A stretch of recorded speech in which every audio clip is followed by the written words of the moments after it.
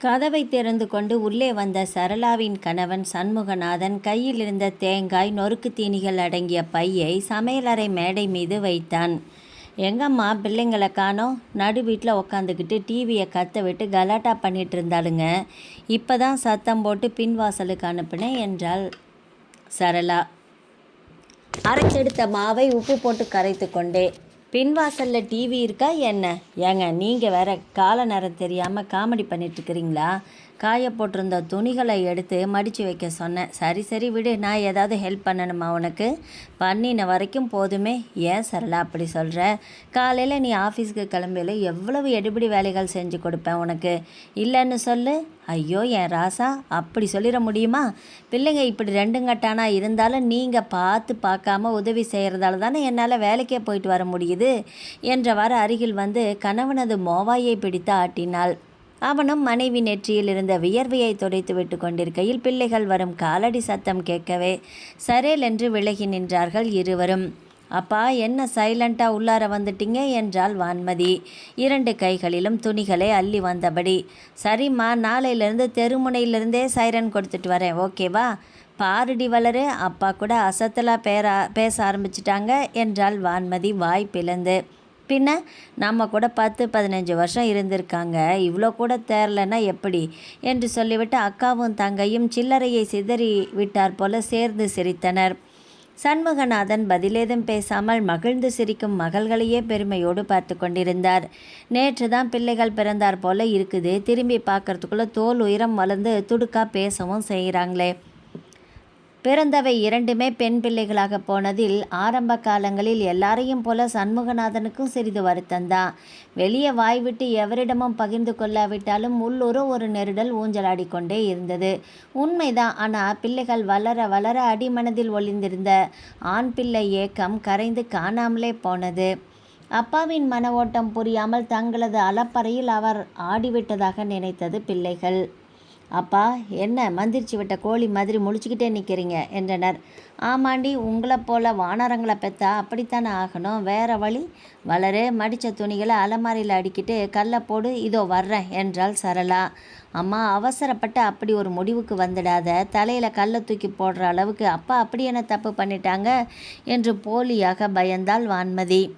மகள் சொன்னதை கேட்ட மாத்திரத்தில் 4-8 வேகமாக எடுத்து வந்து வான்மதி முதுகில் சப்பென்று ஒன்று வைத்தாள் சரளா.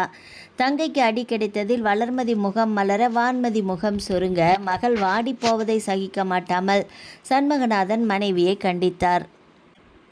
ஏன் சரளா பிள்ளையை அடிக்கிற? அப்புறம் அவள் கோபத்தில் நைட்டு சாப்பாடே வேண்டான்னுடுவா. ரொம்ப நல்லதாக போச்சு, 2 தோசைக்குள்ள மாவாவது மிஞ்சோம். நானும் பார்த்துட்டே இருக்கேன், ஓவராக பேசுகிறான். நல்ல நேரத்தில் வான்மதின்னு பேர் வச்சோம். வாய் வானத்துக்கும் பூமிக்கு இல்லை முழங்குது. பேர் வச்சதில் என்ன பிரச்சனை? இவ்வளோ நாள் கழிச்சு என்றபடி வீட்டுக்குள் வந்தால் சண்முகத்தின் அப்பா பரமசிவம். இல்லை மாமா, வச்ச பேர் ரொம்ப பொருத்தமாக போச்சு உங்கள் சின்ன பேத்திக்கு, அதை தான் சொல்லிட்டு இருந்தேன் என்று நடந்ததை சொல்லியும் சொல்லாமலும் ஒரு பதிலளித்தாள் சரளா. வான்மதி தாயின் மீது கோபம் கொண்டு என்று அறைக்குள் செல்ல அவளை சமாதானப்படுத்துவதற்காக வாங்கி வந்த பட்சண பொட்டலங்களுள் ஒன்றை எடுத்துக்கொண்டு மகள் பின்னாலேயே போனான் சண்முகம். கை கால் கழுவி கொண்டு சாப்பிட அமர்ந்தார் பரமசிவம். சுப்பிரமணிய சுவாமி கோவிலில் ஊழியராக பணி செய்து ஓய்வு பெற்றவர். மனைவியை இழந்தவர். சண்முகத்துக்கு அருகிலுள்ள ஆறுமுகநேரி சால்ட் சொசைட்டியில் வேலை. மருமகள் சரளா திருச்செந்தூர் அர்பன் வங்கியில் பணிபுரிகிறாள். வளர்மதி ஆதித்தனார் கல்லூரியில் இளங்கலை 1ஆம் ஆண்டு ஆங்கிலம் இலக்கியம் படிக்கிறாள். இளையவள் வான்மதி பெண்கள் உயர்நிலைப் பள்ளியில் 10ஆம் வகுப்பு பயின்று வருகிறாள். வாடகை வீட்டில்தான் வண்டி ஓடுகிறது. நடுத்தர குடும்பங்களின் இலக்கண கனவான சொந்த வீட்டில் குடியேறும் ஆசை சண்முகம் வீட்டாருக்கும் உண்டு. தாத்தா பேத்திகள் கூட்டணி இவர்கள் வீட்டிலும் உண்டு. பரமசிவம் மாலை 5 மணி வாக்கில் கோவில் பிரகாரத்தில் போய் அமர்ந்தார் என்றால் மணி 9க்குத்தான் நினைவு திரும்பியவராக வீடு வந்து சேர்வார். அனாவசியமாக வீட்டு விவகாரங்களில் மூக்கை நுழைத்து முடிச்சு போடும் பழக்கம் கிடையாது அவருக்கு. மகன் வீட்டில் தனக்குரிய எல்லையை அறிந்தவர். ஆகையால் மாமனார் தங்களோடு இருப்பதில் எந்த இடைஞ்சலும் இல்லை சரளாவுக்கு. சொல்லப்போனால் பல வெளி வேலைகளில் உதவிதான் அவளுக்கு. பரமசிவம் உழைப்பிற்கு அஞ்சுபவர் அல்ல. நான் என்று முந்திக்கொண்டு 4 வேலைகளையும் இழுத்து போட்டுக்கொண்டு செய்பவர்தான். ஆகையால் சண்முகநாதன் குடும்பம் ஓடுகிறது அமைதியாக. ஓட்டல் நடத்தும் சுப்பையாவின் வீட்டில் எப்பொழுதுமே அமைதிதான் தவழும். வீட்டு நடைமுறைகளை தன்னியக்கமாக அதுவாக நடந்து கொண்டிருக்கும். தேவையான நேரத்தில் தேவையான பேச்சுகள் மட்டுமே புழங்கும். வீட்டில் பெண் பிள்ளைகள் இல்லாமல் போனது ஒரு காரணமாக இருக்கலாமோ என்னவோ. சுப்பையா பார்வதி தம்பதிக்கு ஒரே மகன் திருமுருகன். உயர்நிலை பள்ளியில் படிப்பை முடித்தவன். மகனை கல்லூரியில் சேர்த்து படிக்க வைக்க வேண்டும் என்று அவனது அம்மா பார்வதிக்கு கொள்ளை ஆசை. ஆனால் சுப்பையாவுக்கோ தனது உணவகத்தை தனக்கு பின் நிர்வகிக்க மகனை இப்பொழுதிருந்தே தயார் செய்து விடுவதுதான் சரி என்று நினைத்தார். கல்லாவில் உட்கார்ந்து காசு எண்ணி போடுவதற்கும் வேலையாட்களை விரட்டுவதற்கும் கல்லூரி படிப்பெல்லாம் எதற்கு? 4 எழுத்து வாசிக்கவும் காசு கணக்கு பண்ணவும் படித்து விட்டான். போதாதா இது என்பது அவர் எண்ணம். எதற்கும் மகனுடைய விருப்பத்தையும் கேட்டு பார்ப்போம் என்ற நினைப்பில் அவனிடம் கேட்டார் சுப்பையா. அவனும் வீட்டில் படித்தவரை போதும் என்று சொல்ல மாட்டார்களா என்று காத்திருந்தான் போல. அப்பாவிடம் உடனே ஒப்புதல் தெரிவித்து தலையாட்டியதுடன் மறுநாளே உணவகத்துக்கு வந்து உட்கார்ந்தும் விட்டான். இதோ 10 வருடங்கள் ஓடிவிட்டது. இப்பொழுது அப்பாவுக்கு தெரியாத தொழில் நெளிவு சுழிவுகள் கூட பிள்ளைக்கு தெரியும். திருமுருகன் ஆள் உயரமும் வாட்டசாட்டமாக இந்தி பட ஹீரோ போல் இருப்பான். நிறந்தான் கொஞ்சம் மட்டு, அதிகம் பேச மாட்டான். வீட்டுக்கு ஒற்றை பிள்ளையாக வளர்ந்ததாலோ என்னவோ அவனது இயல்புகளில் பிடிவாத நெடி சற்றே தூக்கலாக உண்டு. பெற்றோருக்கு அது ஒரு பிரச்சனையாகவே பெரிய விஷயமாகவோ தெரிந்தது கிடையாது.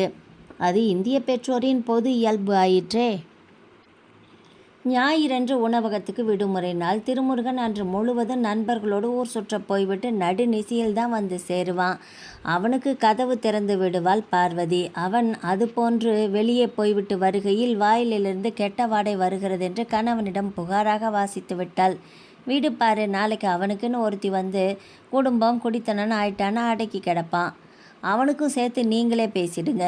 பாரு, அவனுக்கு வயசும் பையன்தான். ஊருக்குள்ளே இளவட்டங்கள்லாம் எப்படி அலையுதுங்கன்னு பார்த்துக்கிட்டு தானே இருக்க. இவனாவது 5-6 நாள் அமைக்கு பிடிச்சி ஒரு இடத்துல உட்காந்து நல்லது கெட்டதை சமாளிக்கிறான். அதை பாராட்டணுமில்ல. இவன் வயசு கழுதைங்கள்லாம் அப்பனாத்தாவை ஏச்சிக்கிட்டு தெரியுதுங்க. அதுக்கு நம்ம புள்ள நல்ல புள்ளன்னு சந்தோஷப்பட்டுக்கிற வேண்டியது தான். சரி, அப்போ நீங்கள் சொல்கிறாப்புல முருகனுக்கு கல்யாணமாவது ஏற்பாடு பண்ணலாம்ல. வயசு தான் அவனுக்கு. இப்போ ஐப்பசி வந்தால் 28 முடிய போகுதே. மாப்பிள்ளைன்னு நான் அலைஞ்சு திரிஞ்சு பார்ப்பேன். பொண்ணு பார்க்குறத நீ தானே செய்யணும். எனக்கு யாரை தெரியும் இந்த ஊரில்? ஏன் பொழுது விடியறதும் அடையிறதும் இந்த வீட்டுக்குள்ளார தானே. கோயிலுக்கு கூட நீங்கள் காரில் கூட்டிகிட்டு போகிறதோட சரி. மற்றபடி நான் 4 பேரை போல் வெளியில் தெருவில் போகிறேனா வரேனா? இதில் நான் பொண்ணு பார்த்தா புரட்டி எடுக்கவா என்று நீளமாக புலம்புவாள். அவளுடைய 2வது வரிக்கே சுப்பையா இடத்தை காலி செய்து விட்டிருந்தது. பாவம் அவளுக்கு தெரியாது. பார்வதி நீட்டி முழுக்கி புலம்பியது போல தோன்றினாலும் அதில் நிஜம் இருக்கவே செய்தது. சுப்பையாவுக்கு மனைவியை தனியாக எங்கும் அனுப்ப சம்மதம் கிடையாது. மாதம் ஒரு முறை கிருத்திகை அன்று முருகன் கோவிலுக்கும் 3 மாதங்களுக்கு ஒரு முறை துணி எடுக்க திருநெல்வேலிக்கும் காரில் அழைத்து செல்வார்.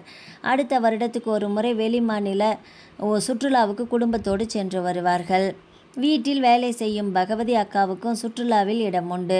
அப்படி ஒரு முறைப்படுத்தப்பட்ட வாழ்க்கை முறை சுப்பையா குடும்பத்துக்கு. முகச்சவரம் செய்து கொண்டிருந்த மகன் அருகில் வந்தாள் பார்வதி. முருகா, வெளியில் போறியாப்பா இன்னைக்கும்? திருமுருகன் ஷேவிங் நுரையை பாதி வலித்தபடியே கையை எடுத்து அம்மாவை பார்த்து நெற்றியை சுருக்கினா. என்னம்மா அதிசயமாக கேட்குற? வாரம் போகிறது தானே. அது தெரியும்ப்பா. இன்னைக்கு ஆவணி ஞாயிற்றுக்கிழமை இல்லை. அம்மா வாசலில் பொங்கல் விட்டுருக்கேன். மதியம் வடை பாயாசத்தோட ஒரு வகை கறி பண்ணுவேன். நீ இருந்து சாப்பிடேன்னு சொல்ல தான் வந்தேன். உன் அவியலுக்கும் சாம்பாருக்கும் தான் என்னை அடுப்படியிலேயே சப்பு கொட்டிக்கிட்டு உட்காந்துக்க சொல்கிறியா? அட போம்மா, வேலையை பார்த்துக்கிட்டு. தம்பி, அதுக்கு இல்லைப்பா, நல்ல நாள் அதுவுமா. ஆமாம்மா, இப்போ நீ இங்கேருந்து நகர போறியா இல்லையா? வீணா என்னைய டென்ஷன் பண்ணாத, அப்புறம் பிளேடு கிழிச்சிடும் கன்னத்தில். மனதுக்குள் மகனை 2 வசை பாடிவிட்டு உள்ளே போனாள் பார்வதி. நாள் கிழமை பண்டிகைகள் ஒன்று தவற விட மாட்டாள். குடியிருப்பது ஒரு திருத்தலத்தில் என்பதால் அப்படி ஆகிவிட்டாலோ என்னவோ கிருத்திகை அன்று விரதம் இருப்பாள். செந்திலாண்டவன் பெயரை வாய் மணக்க மனம் இனிக்க சொல்லிக்கொண்டே இருக்க வேண்டும் என்ற ஆசையில்தான் மகனுக்கு திருமுருகன் என்று பெயர் வைத்தாள்.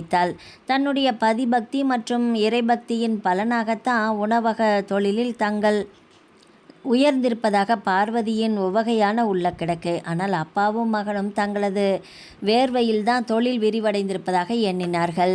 வெற்றி ஒன்றுதான் எண்ணினும் அது அவரவரை பொறுத்து வேறு வேறாக அர்த்தப்படுத்தி கொள்ளப்படுகிறது. தோல்வி என்பது அனாதை. ஆனால் வெற்றிக்கு சொந்தம் கொண்டாட சொல்லித்தர தேவையில்லை என்பது சரிதான் போல. சுப்பையாவும் முதலில் ஒரு தேநீர் கடையாகத்தான் கோவில் பேருந்து நிறுத்தம் அருகே துவங்கினார். அதுதான் பின் வந்த காலங்களில் திருமுருகன் உணவாக பரிணமித்தது. அதுவாக உயர்ந்தது என்று சொல்வதை விட கோவிலுக்கு தரிசனம் செய்ய வரக்கூடிய பக்தர்கள் உயர்த்தி விட்டார்கள் என்று சொல்வதே பொருத்தம். திருச்செந்தூரில் வாரத்தின் 7 நாளும் திருநாள் தான், கூட்டம்தான், கொண்டாட்டம்தான். அந்த அலையில் எத்தனை உணவகங்கள் முளைத்து வந்தாலுமே அடிபட்டு போய் விடுகிறது. மக்கள் 8 திக்கிருந்தோம் முருகனிடம் வாழ்வு தேடி வர அப்படி வருபவர்களை வைத்து வாழ்ந்து கொண்டிருக்கிறார்கள் கடைவாசிகள், உணவக உரிமையாளர்கள், வாகன ஓட்டுநர்கள், சிறு தீனி வியாபாரிகள், குறி சொல்வோர் ஆகியோர். இத்தகைய சங்கிலி இனிப்பில்தானே வாழ்க்கையில் சகலமும் அடங்கியிருக்கிறது. எப்படியோ சுப்பையா பிள்ளையாக தேநீர் ஆற்றி கொண்டிருந்தவர் இன்று ஓட்டல் சுப்பையாவாக கல்லா கட்டுகிறார் என்றால் அது மகன் திருமுருகன் துணையாலும் அந்த கந்த கடவுள் திருமுருகன் அருளாலும் தான். பெண்களை கிளப்பி ஒரு இடம் கூட்டிக் கொண்டு போவதற்கு அதிக பொறுமை அவசியம்தான். ஆண்களைப் போல கையில் அகப்பட்டதை எடுத்து மாட்டிக்கொண்டு எல்லாருக்கும் முன்பாக வாசலில் போய் நிற்க முடியாது.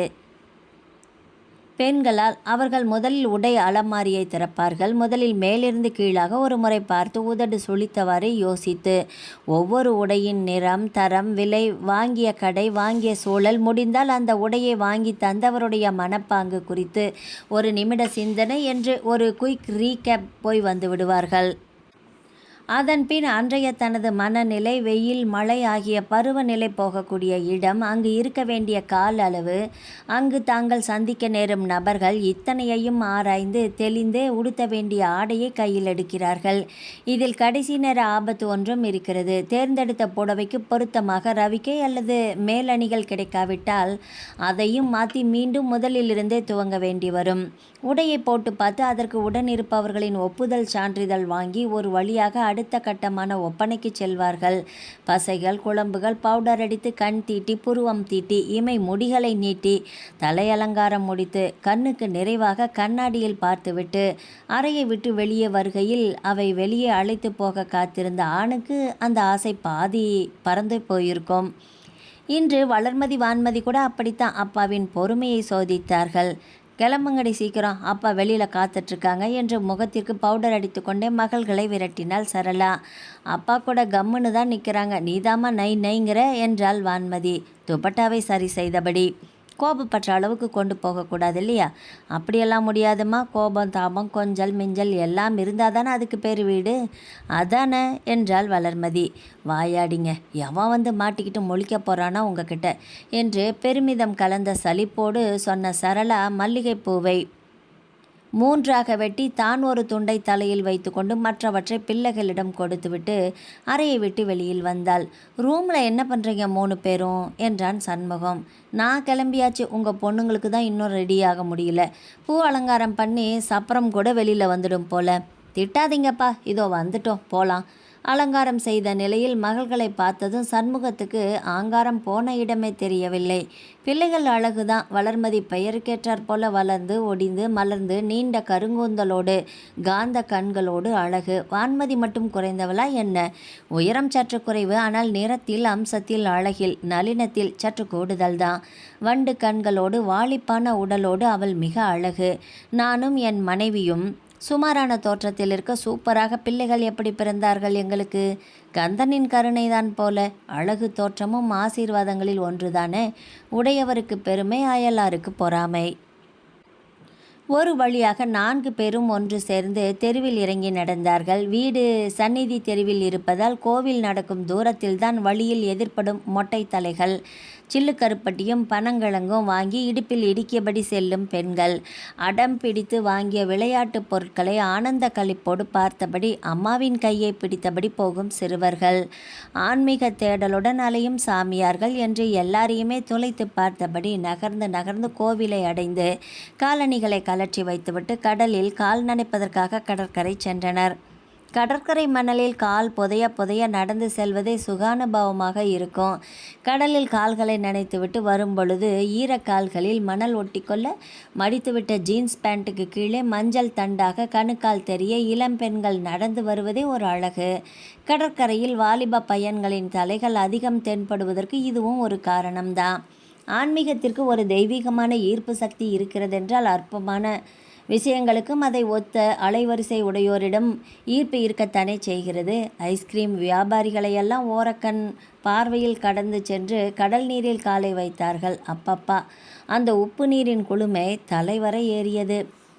அண்டாவிலும் குண்டாவிலும் தண்ணீரை பார்த்த மக்களுக்கு அகண்டு விரிந்த ஆக்ரோச குவியலாக அழகு அலைகளாக முதியவரின் நரைத்த மீசை போல நுரைப்படலமாக பிரம்மாண்டமாக பெருகி கிடக்கும் கடல் நீர் பெரும் உவகையைத்தான் தருகிறது. இங்குதான் குழந்தைகளும் உண்மையான குழந்தைத்தன்மையோடு குழந்தைகளாகிறார்கள். பெரியவர்களும் இயல்பு மறந்து இறுக்கம் தளர்ந்து இதயம் மகிழ்ந்து குழந்தைகளைப் போல குதூகலிக்கிறார்கள். அப்பா, அந்த அலைகளை பார்த்தா நம்மளை பிடிக்கிறதுக்குன்னே ஆவேசத்தோடு ஓடி வர்றாப்புல இருக்குல்லப்பா என்றாள் வான்மதி சண்முகத்தின் கையை பிடித்தபடி.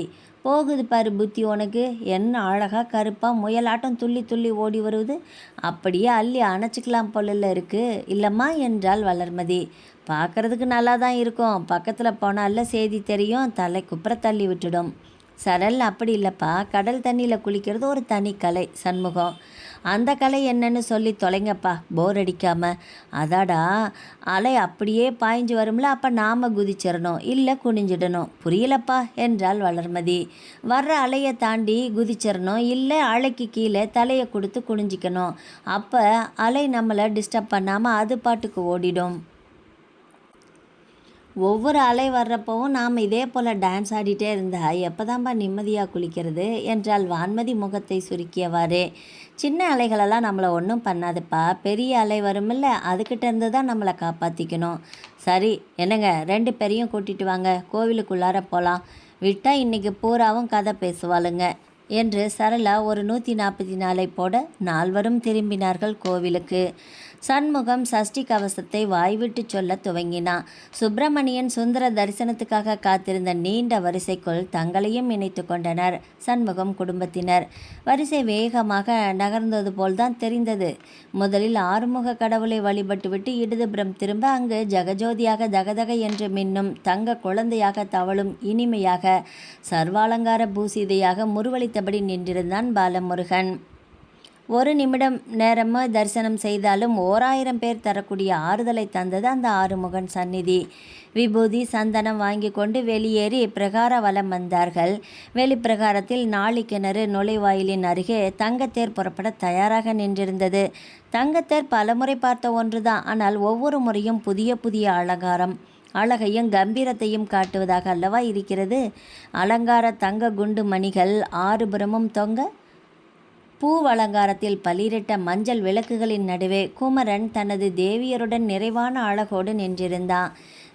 தேருடனே பின் சென்றனர் சண்முகம் குடும்பத்தாரும். ஒரு சுற்று முடிந்து தேர் நிலைக்கு வந்த பின்னரும் சஷ்டி மண்டபத்தில் போய் அமர்ந்தனர். வான்மதி துள்ளி எழுந்து அம்மாவின் பணப்பையை எடுத்துக்கொண்டு போய் சுண்டல் நொறுக்கு தீனிகள் வாங்கி வந்தாள். அவரவருக்கு பிடித்ததை எடுத்துக்கொண்டார்கள். தங்களுக்கு எதிரே தன் போக்கில் ஆர்ப்பரித்து அடங்கும் கடலின் மீது பார்வையை வீசினார்கள். என்ன ஒரு ஆளுமை! ஏங்க, இன்னைக்கு பௌர்ணமி இல்லை, அதுதான் கடல் அலை வேகமாக வருது. சரளா: ஆமாம், ரொம்ப சீற்றமாக தான் தெரியுது.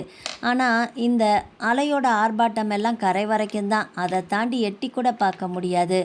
அதுதான் சுனாமி நேரத்திலேயே பார்த்தோமில்ல, வேகமாக வந்த சுனாமி கூட முருகனை பார்த்ததும் வாழை சுருட்டி வணக்கம் சொல்லிட்டு வந்த வழியாக பார்த்து போயிடுச்சில்ல என்றால் பெருமையாக கை சொடிக்கியபடியே வளர்மதி. அவள் சொன்ன விதத்தில் மற்ற மூவருக்குமே குபீர் சிரிப்பு வந்தது. அவர்கள் மகிழ்ந்து சிரித்ததற்கான காரணம் வளர்மதியின் வாய் சாதுரியம் மட்டுமில்லை, இருந்த சூழலும் அப்படி. பறந்து விரிந்த பரவெளியில் இருக்கும் 4வது பஞ்சபூதமாகிய நீரின் ஆளுமையில் இருந்ததால் மனம் காற்றைப் போல லேசாக மெல்லிய இறகு போல மிதந்து கொண்டிருந்தது. ஆகையால் தான் சிறு தூண்டுதல் கூட அவர்களை சிரிக்க வைத்துவிட்டது. சண்முகம் குடும்பம் மட்டுமின்றி அங்கிருந்த கூட்டமும் கூட அசைய மனமின்றி கல்லுக்குள் கசியும் ஈரமாக அமர்ந்திருந்தது.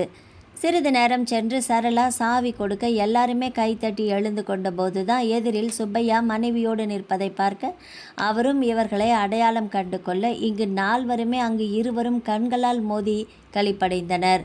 களிப்புக்கு பின்னால் காரணம் இருக்கிறது. சுமார் 10 வருடங்களுக்கு முன்னால் சுப்பையா சண்முகம் 2வரும் அண்டை வீட்டுக்காரர்கள். கால மாற்றத்தால் ஆளுக்கு ஒரு பக்கம் செல்ல பொருளாதார ரீதியிலான அந்தஸ்து இடைவெளியும் இரு குடும்பமும் சந்திக்கும் வாய்ப்பை தராமல் பிரித்து வைக்க இதோ இப்பொழுது சண்முகர் சந்நிதியில் நடக்கிறது சந்திப்பு. சுப்பையா மனைவி பார்வதிக்கு வான்மதி வளர்மதியை பார்க்க பார்க்க வியப்பாக இருந்தது. சினுங்கி கொண்டும் சேட்டைகள் செய்து கொண்டும் அங்கும் இங்கும் அலைந்த சிறுமிகளாக இவர்கள் இன்று என்ன ஒரு வளர்த்தி, என்ன ஒரு அழகு! அதிலும் பெரியவள் வளர்மதி நல்ல நிறம் கொடுத்து, தேவையான உயரம், அளவான உடல் கட்டோடு, சாட்டை போன்ற கருங்கூந்தலுடன், வரிசை பற்களும் அதன் மேலே தொற்றி நின்ற கலங்கபடமற்ற புன்னகையோடு மிக அழகாக தெரிந்தாள் பார்வதியின் கண்களுக்கு. வளர்மதி, என்னைய நினைவு இருக்குதாப்பா? பார்வதி, இருக்குது அத்தை. நீங்கள் கடலை மிட்டா பிஸ்கட்டெல்லாம் கூட தருவீங்களே எனக்கு. ஓ, அதனால தான் ஞாபகம் வச்சிருக்கியா என்று வாரினார் சுப்பையா. அவராலும் வளர்மதியிடமிருந்து கண்களை எடுக்க முடியவில்லை. சுப்பையாவின் பொருத்தமான நகைச்சுவை எல்லாருமே சிரிக்க, வான்மதி அப்போ ரொம்ப சின்னவ, அவளுக்கு எங்களை தெரிஞ்சிருக்க நியாயமே இல்லை என்றார் அவரே. ஆமோதித்தார்கள் வான்மதி வீட்டார். உங்கள் பையன் முருகன் இப்போ என்ன செய்கிறாப்ல என்றார் நினைவு வந்தவராக சண்முகம். எங்கள் கூட தான் ஹோட்டலில் இருக்கான். +2 படிப்பை நிறுத்திட்டு கடைக்கு வந்துட்டான். கல்யாணம் ஆயிடுச்சா என்று படபடத்தால் சரளா. இன்னும் இல்லை சரளா, பார்த்துட்டே இருக்கோம் என்றாள் பார்வதி. அதன் பின் சில நிமிடங்களுக்கு அங்கே ஒரு அவசிய அமைதி நிலவியது. ஆயிற்று. அவர்கள் அருகருகே குடியிருந்து பிரிந்தது முதல் இன்று வரையிலான கதைகளை சுருக்கமாக பேசி முடித்தாயிற்று. ஒருவருக்கொருவர் தொலைபேசி எண், வீட்டு முகவரியை பகிர்ந்து பிரிந்தனர் அவரவர் பாதையில். சில சந்திப்புகளை காலம் கட்டாயமாக நடத்தி வைக்கிறது பின்னணி திட்டங்களுடன். இல்லையெனில் திருச்செந்தூர் போன்ற சின்ன ஊரில் இத்தனை நாட்கள் பார்த்து கொள்ளாதவர்கள் எதேச்சையாக சில சந்தர்ப்பங்களில் பார்த்து கொண்டாலும் அக்கறை எடுத்து அருகில் வந்து பேசி அறியாதவர்கள் இன்று இரு தரப்பிலுமே உளமார்ந்து தங்களது அன்பை பகிர்ந்து கொள்ள வேண்டி வந்த அவசியம்தான் என்ன? பதில் இருக்கிறது. கால கருவறைக்குள் பிள்ளைகளை பிரசவத்திற்கு தானே கண்ணால் கண்குளிர காண முடியும். சில இடங்களுக்கு நாம் போய் வந்தால் அது நினைவு படத்திலேயே பதியாது. தண்ணீரில் எழுதப்பட்ட எழுத்துக்கள் போல தடயமின்றி மறைந்துவிடும். ஆனால் வெகு சிலரை சந்தித்து விட்டு வந்து சில நாட்கள் வரை அதன் தாக்கம் சிந்தையை சிக்கென்று பிடித்து வைத்து கொள்ளும். உடலும் அதன் உறுப்புகளும் இயல்பு வாழ்க்கையில் ஈடுபட்டிருந்தாலும் மனம் அதன் இன்று தனித்து நின்று ஏதேதோ எண்ணங்களை ஒட்டி கொண்டு இருக்கும். அப்படித்தான் இருந்தது சுப்பையா பார்வதிக்கு. சண்முகம் குடும்பத்தை சந்திக்க நேர்ந்தது. இருவரது மனம் முழுவதும் அது வியாபித்திருந்தது. அதிலும் வளர்மதி முழு நிலவாக அவர்கள் மூளையை முழுவதுமாக ஆக்கிரமித்திருந்தாள். இது சரி வருமா? மனைவி விரும்புவாளா இல்லையா என்ற எண்ணத்தில் சுப்பையாவும் உழைப்பால் உயர்ந்து இன்று நல்ல நிலையில் இருக்கும் கணவர் எளிமையான குடும்பத்தை ஒப்புக்கொள்வாரா என்று பார்வதியும் தனித்தனியே மனதுக்குள் ஒரே விஷயத்தை போட்டு குமைந்து கொண்டிருந்தார்கள். கத்திரிக்காய் விளைந்து விட்டது. வியாபாரமாவதற்கு விளைச்சல் பொருள் வெளியே வந்துதானே ஆக வேண்டும். வந்தது. பார்வதி தான் முதலில் வாய் திறந்தாள். ஏங்க, வளர்மதி நல்லா வளர்ந்துட்டா இல்லை? என்றார் சுப்பையா அலமாரியில் ஏதோ குடைந்து கொண்டே. ஜாடை கூட மாறி இப்போ பார்க்க நல்லா இருக்கால? ஆமாம். மேற்கொண்டு என்ன பேசுவது என்று தெரியாமல் பார்வதி மௌனம் காக்க சுப்பையா திரும்பாமலே, என்ன சத்தத்தையே காணோம் என்றார். என்னத்தை சொல்கிறீங்க? உங்ககிட்ட இருந்து சரியான பதிலே இல்லையே என்றாள் பார்வதி மெத்தையை சரி செய்தபடி. சரியான பதில் சொல்லலையா இல்லை உனக்கு தேவையான பதிலை சொல்லலையா? என்ன வார்த்தையெல்லாம் வளமாயிருக்கு? கேட்டதுக்கு பதில் சொல்லு. பதில் கேள்வி கேட்காத. ரெண்டும் தான். உனக்கு என்ன தேவைன்னு தெரிஞ்சாத்தானே அதை ஒட்டி பேச முடியும். தெரியாதாக்கும் உங்களுக்கு? நீ நாணிக்கோ நீ நிற்கிறத பார்த்தா ஏதோ உனக்கே கல்யாணம் பேசுகிறாப்புல இருக்குல்ல என்றார் சிரித்து கொண்டே. சீ போங்க, விவஸ்தையே இல்லாமல். பாரு, வயசானாலும் உன்னோட அழகும் வெக்கமும் உன்னை விட்டு போகலை என்று படையப்பா நீலாம்பரி ஸ்டைலில் சுப்பையா அளக்க பார்வதி வாய்விட்டே சிரித்தாள். வாய் சிரித்தாலும் இந்த இதமான சூழலில் தான் விஷயத்தை போட்டுடைக்க வேண்டும் என்று அவள் மனம் முடிவு செய்தது. நம்ம கதை கிடக்குதுங்க. வளர்மதியை நம்ம முருகனுக்கு கேட்டு பார்த்தா என்ன? கேட்டுட்டா போச்சு. என்ன சாதாரணமாக சொல்லிட்டீங்க? பின்ன எப்படி சொல்லணுமாக்கும்? இல்லை, ஆச்சரியப்படலை, அதிர்ச்சியாகலை, உடனே சரின்னுட்டிங்களே. பாரு, இங்கே கேளு. கோவிலில் வச்சு நீ அந்த பொண்ணை முழுங்கிடுறாப்புல பார்த்தியே, அப்போவே உனக்கு பிடிச்சிருக்குதுன்னு தெரிஞ்சு போச்சு. அதனால் எனக்குமே பிடிச்சிடுச்சு. சரி, கட்டிக்க போகிற நம்ம பிள்ளைக்கு பிடிக்கணுமில்ல? ஏன் இப்படி ஒரு பொண்ணை கட்டிக்கிறதுக்கு கசக்குதாக்கும் உன் பிள்ளைக்கு என்றார் புருவம் சுருக்கி. கசக்குதா? இன்னைக்கு தானே அவன் இல்லை சொல்லணும். கேட்டுப்பார் அவங்கிட்ட. அதுக்கப்புறம் சண்முகத்துக்கிட்ட பேசலாம். இது சரியா வருமாங்க என்றால் அருகில் வந்து. பிள்ளையார் சொல்லிய போட்டு தொடங்கி வைப்போம் பேச்சை. பழமா காயான்னு பாலமுருகனே முடிவு பண்ணிக்கிட்டுமே. அதுக்கு முன்னால் உங்கள் மகன் திருமுருகன் முடிவு பண்ணணும். அல்லது நம்ம முடிவுக்காவது விஷயத்தை விடணும். இல்லைம்மா, அப்படியெல்லாம் ரிஸ்க் எடுக்க முடியாது இந்த காலத்தில். பிள்ளைங்களுக்கு முழு சம்மதம் இல்லாமல் நாமெல்லாம் நல்ல இடம்ட்டு எல்லாமே கட்டி வைக்கக்கூடாது. ஆமாங்க, கட்டையோ நட்டையோ நடந்துடுச்சின்னு சொல்லி காலத்தை ஓட்டுற பிள்ளைங்கள்லாம் இப்போ இல்லை. கல்யாணமெல்லாம் கமர்கட்டு மாதிரி ஆயிடுச்சு. இப்போ பிடிச்சா சப்பு கொட்டி சாப்பிடணும், பிடிக்கலையா துப்பிட்டு தூர தள்ளி போயிட்டே இருக்குதுங்க. கணவரின் காலக்கணிப்பு சிரிப்பில் ஆமோதித்தாள் பார்வதி. அதே சமயம் மனதுக்குள் கொஞ்சம் மருளவும் செய்தாள். நான் இந்த பேச்சை தூங்குவது நல்லதுக்கா கெட்டதுக்கா?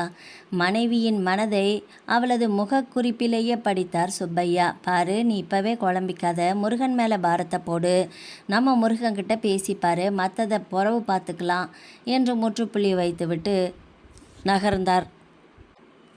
வெள்ளிக்கிழமை தோறும் காலை உணவை தவிர்த்து விடுவார் சுப்பையா. ஆரம்ப நாட்களில் வறுமை காரணமாக ஒரு வெறுப்பில் காலை உணவை தள்ளி வைத்தார். பின்பு வழமை போல அந்த பட்டினி முருகனுக்கான விரதமாயிற்று. காலங்கள் சென்ற நிலையில் கூட அதே விரதம் உடல் நலனை உத்தேசித்து இன்று ஆரோக்கிய பேணலாக அமைந்துவிட்டது. எப்படியோ வெள்ளிக்கிழமை விரதம் விடாமல் தொடர்கிறது. பழம் ஒன்றும் பாலும் மட்டுமே வயிற்றை நனைக்கும். மதியம் பச்சரிசி சாதமும் தேங்காய் துவையிலும், இரவு அரிசி ரவை உப்புமா. இதுதான் அவரது வெள்ளிக்கிழமை மெனு. இந்த அட்டவணைப்படி காலையில் சுப்பையா குளித்து உடை உடுத்தி பிரார்த்தனை முடிந்த பின் பால் பழத்தை கொண்டு வந்து வைத்தாள் பார்வதி. பாரு, என்ன சொல்கிறான் முருகன்? எந்த முருகன்? அந்த முருகன் கூட நான் பேசிடுவேன். ஓ மக முருகன் கூட என்ன சொல்கிறான்னு சொல்லு. நீ சொல்ல செஞ்சிட்டான். புரியலம்மா. அவன்கிட்ட முந்தா நாள் ராத்திரி தான் எல்லா விவரமும் சொன்னேன்னா பதில் பேசாமல் கேட்டுக்கிட்டான். நேற்று காலையில் பையன்களோட காலேஜ் வாசலுக்கே போயிட்டானா. அட கல்லாலி பயல, அவசரத்தை பாரு என்று சிரித்தார். குறையும் கேளுங்க. பொண்ணை நீ பார்த்தல்லையா? எப்படி கண்டுபிடிச்சேன்னு கேட்டேன். சந்நிதி தெருவுலேருந்து ஆதித்தனார் காலேஜ் போகிற ஒரே பொண்ணு இவதான்னு பயலை சொல்லிட்டானா. அப்புறம் நான் சொன்ன அடையாளத்தையும் வச்சு கண்டுபிடிச்சி பார்த்துட்டு வந்துட்டுருக்குறான். ஆஹாஹா, சுப்பையா பிள்ளை மவன்னா சும்மாவா? சரி, ரிசல்ட் என்ன சொன்னான்? பொண்ணு ரொம்ப பிடிச்சிருக்கான் அவனுக்கு. பரவாயில்லம்மா, நீயும் அப்பப்போ உருப்படியாக ஏதோ செய்கிறன்னுட்டான். ஓ அப்படியா செய்தி? அப்போ பையன் பச்சை கொடி காட்டிட்டான். ஆமாங்க, ஒரு தலைவலி விட்டுச்சு. இனி அவங்க வீட்டில் என்ன சொல்கிறாங்களோ. கரும்பு தின்ன கூலியாக கேட்க போகிறாங்க, அதெல்லாம் சம்மதிப்பாங்க. சரிதான். நீங்கள் என்னைக்கு பேச போகிறீங்க சரளா வீட்டில்? வீட்டுக்கெல்லாம் போகக்கூடாது, கடைக்கு சண்முகத்தை வர சொல்லி பேசி பார்க்கணும். 2 நாள் போகட்டும். ஆவணி திருவிழா நடந்துட்டுருக்குதுல்ல, கடையில் வேலை சரியாக இருக்குது, திருவிழா முடிஞ்சு பேசுவோம் என்று சொல்லிவிட்டு சட்டையை மாட்டிக்கொண்டு கடைக்கு கிளம்பி போனார் சுப்பையா. விடியும் முன்பே முருகன் சென்று விடுவான் கடைக்கு. சுப்பையா சற்று அமர 9 மணி வாக்கில்தான் செல்வார். கணவரை அனுப்பிவிட்டு பார்வதி உள்ளே வர பகவதி எதிர்பட்டாள். அக்கா, வேலை முடிஞ்சுதா? ஆமாம்மா, வீடு நாளைக்கு துடைக்கிறேன். ஆமாம், நேற்று தான் துடைச்சிங்க, நாளைக்கு பார்த்துக்கலாம். இருங்க, இட்லி தரேன், கொண்டு போங்க. என்னம்மா, கல்யாண பேச்சு காதில் விழுந்துடுச்சு? ஆமாக்கா, நம்ம முருகனுக்கு தான். நான் தூக்கி வளர்த்த பிள்ளை கடகடன்னு வளர்ந்து இன்றைக்கி கல்யாணத்துக்கு நிற்கிது. பொண்ணு யாரும்மா? தெரிஞ்ச பொண்ணு, சாதாரண குடும்பத்தை பொண்ணு தான். பொண்ணு விலைக்கு வச்ச குத்து விளக்காட்ட அம்சமாக இருப்பா. அதான் முருகனுக்கு பேசி முடிக்கலான்னு ஒரு யோசனை. அதாம்மா சரி. கடவுள் செயலால் கப்பல் போல் வீடும் காரும் இருக்குது. குடும்பத்தை விளங்க வைக்கிற பொண்ணைத்தான் வீட்டுக்கு மருமகளாக கொண்டு வரணும். அப்போ தான் வீடு வாசல் நல்லா இருக்கும்.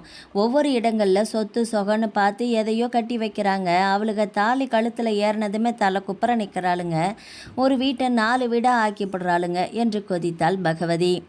பல வீடுகளில் பாத்திரங்களோடு பல கதாபாத்திரங்களையும் பார்த்த அனுபவத்தில் படபடத்தாள் பகவதி. சிரித்தாள் பார்வதி.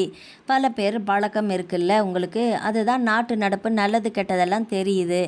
ஆமாம் பின்ன.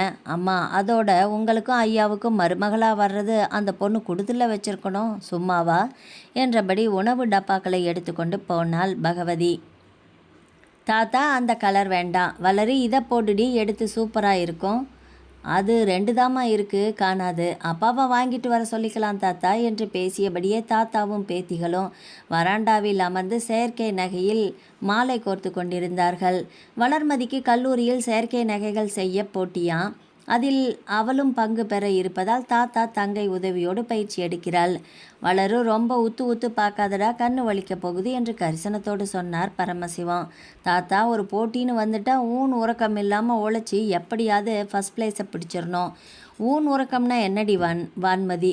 சாப்பாடு தூக்கம் அதைத்தான் அப்படி சொன்னேன்டி மட சாம்பிராணி. பாருங்க தாத்தா, உங்கள் பேத்தி ரொம்ப வாயாடுறா. அவள் எனக்கு பேத்தினா நீ எனக்கு யாருடா? அவள் பேத்தி, நான் உங்களுக்கு செல்ல பேத்தி. மூவரும் குபுக்கென்று சிரித்த வேளையில் அலுவலகம் முடிந்து சரளா காய்கறி பையோடு உள்ளே நுழைந்தாள். இன்னைக்கு சனிக்கிழமைன்னு 2 பேருமே சீக்கிரம் வந்துட்டுங்களாடி என்றபடி பொருட்களை அதனதன் இடத்தில் வைத்தாள். ஆமாம்மா, ரொம்ப நேரமாச்சு நாங்கள் வந்து. மாமா, நீங்கள் கோயிலுக்கு கிளம்பலையா? இல்லைம்மா, மேலுக்கு நல்லா இல்லை, வெளியில் போகணும்னு தோணலை, அப்படியே பிள்ளைங்க கூட உட்காந்துட்டேன். தாத்தாவுக்கு காப்பி போட்டு கொடுத்தீங்களாடி? யாரை பார்த்து என்ன கேள்வி கேட்குற? நாங்கள் கிச்சன் பக்கமே போகலை, அது என்னோட ஏரியா, நாங்கள் உள்ளே வர்றது சரியில்லை. வீட்டு வேலைகள்னால் அவ்வளோ கிண்டலாக இருக்குல்ல உங்களுக்கு? எல்லாம் கால கொடுமை. மாமா இருங்க, 10 நிமிஷத்தில் காப்பி போட்டு தர்றேன். பொறுமையாக போடுமா, ஒன்றும் அவசரம் இல்லை. நம்ம மாணிக்கங்கடையிலேருந்து உளுந்து வடை வாங்கியாந்து சாப்பிட்டோம். உனக்கும் சண்முகத்துக்கும் வச்சுருக்கேன், எடுத்துக்கோங்க. ஓ, வயிற்றுக்குள்ளே எல்லாமே போயிருக்குதா? அதுதான் சத்தமில்லாமல் உட்கார்ந்துருக்காளுங்களா என்றபடி ஒரு அடுப்பில் பாலை வைத்து மற்றொரு அடுப்பில் வெந்நீர் வைத்து டிகாஷன் இறக்கி காப்பி கலந்து கொண்டே ஒரு வடையை பீத்து வாயில் போட்டாள். அந்த காப்பி டம்ளர்களை ஒரு தட்டில் அடுக்கி வைத்தாள். வான்மதி, வந்து காப்பி எடுத்துகிட்டு போ. வந்தது வான்மதி இல்லை தாத்தா. ஏன் மாமா, நீங்கள் முடியாமல் அலைஞ்சிக்கிட்டு அவள் வரமாட்டாளாமா? இருக்கட்டுமா, ஏதோ ஆர்வமாக பண்ணிகிட்ருக்குதுங்க என்றபடி காப்பியை கொண்டு வந்து பேத்திகளுக்கு தந்து தானும் குடித்தார். கீழே கிடந்த மணிகளை பொறுக்கி எடுத்து டப்பாவில் போட்டார். அதற்குள் வளர்மதி தான் செய்தவற்றை காதில் கழுத்தில் கைகளில் போட்டு அழகு பார்த்தாள். கண்ணாடி முன்பு நின்று இந்த காட்சியை எட்டி பார்த்து ரசித்தார் பரமசிவம். பேத்திகள் கல்யாணத்தை லட்சுமி தான் இருந்து பார்க்காம போயிட்டா, நாமளாவது இருந்து கண் குளிர கண்டு ஆசீர்வதிக்கணும். அதுக்காக தான் தனது இன்னுயிரோடு கணிசமான அளவு பணத்தையும் வங்கியில் போட்டு வைத்து காத்து வருகிறார். ஆசைக்கோர் அளவும் இல்லையே. சனிக்கிழமையன்று உணவகத்துக்கு செல்லும் முன்பு சுப்பிரமணிய சுவாமி கோவிலின் பின்புறம் அமைந்துள்ள மூவர் சமாதிக்கு சென்று கண் மூடி சிறிது நேரம் அமர்ந்து தியானிப்பது சுப்பையாவின் வழக்கம். மௌனகுரு, காசி சுவாமிகள், ஆறுமுக சுவாமிகள் உள்ளிட்ட இவ்விடம் பக்தர்களால் அதிகம் அறியப்படாத கோவிலின் முக்கிய பகுதி. குளிர்ந்த கடற்காற்று முகத்தில் வருடி கொடுக்க அந்த ஏகாந்த சூழலில் இறைவனை தியானிப்பது இன்பானுபவம். அரை மணி தியானம் செய்துவிட்டு மனமின்றி எழுந்து உணவகத்துக்கு திரும்பிய சுப்பையா அன்றைய உணவு நிலவரங்களை கேட்டு தெரிந்து கொண்டார். சுத்தம் செய்யப்படாத மேஜைகளை கவனிக்க சொல்லிவிட்டு சமையல் அறைக்கு சென்று வற்றல் குழம்பையும் ரசத்தையும் வாயில் விட்டு பார்த்தார். புளிப்பு தட்டியது ரசத்தில். ராஜாமணி, ரசத்தில் துண்டு வெல்லம் சேர்த்து மல்லி இலையை கமகமன்னு தூவி விடுங்க.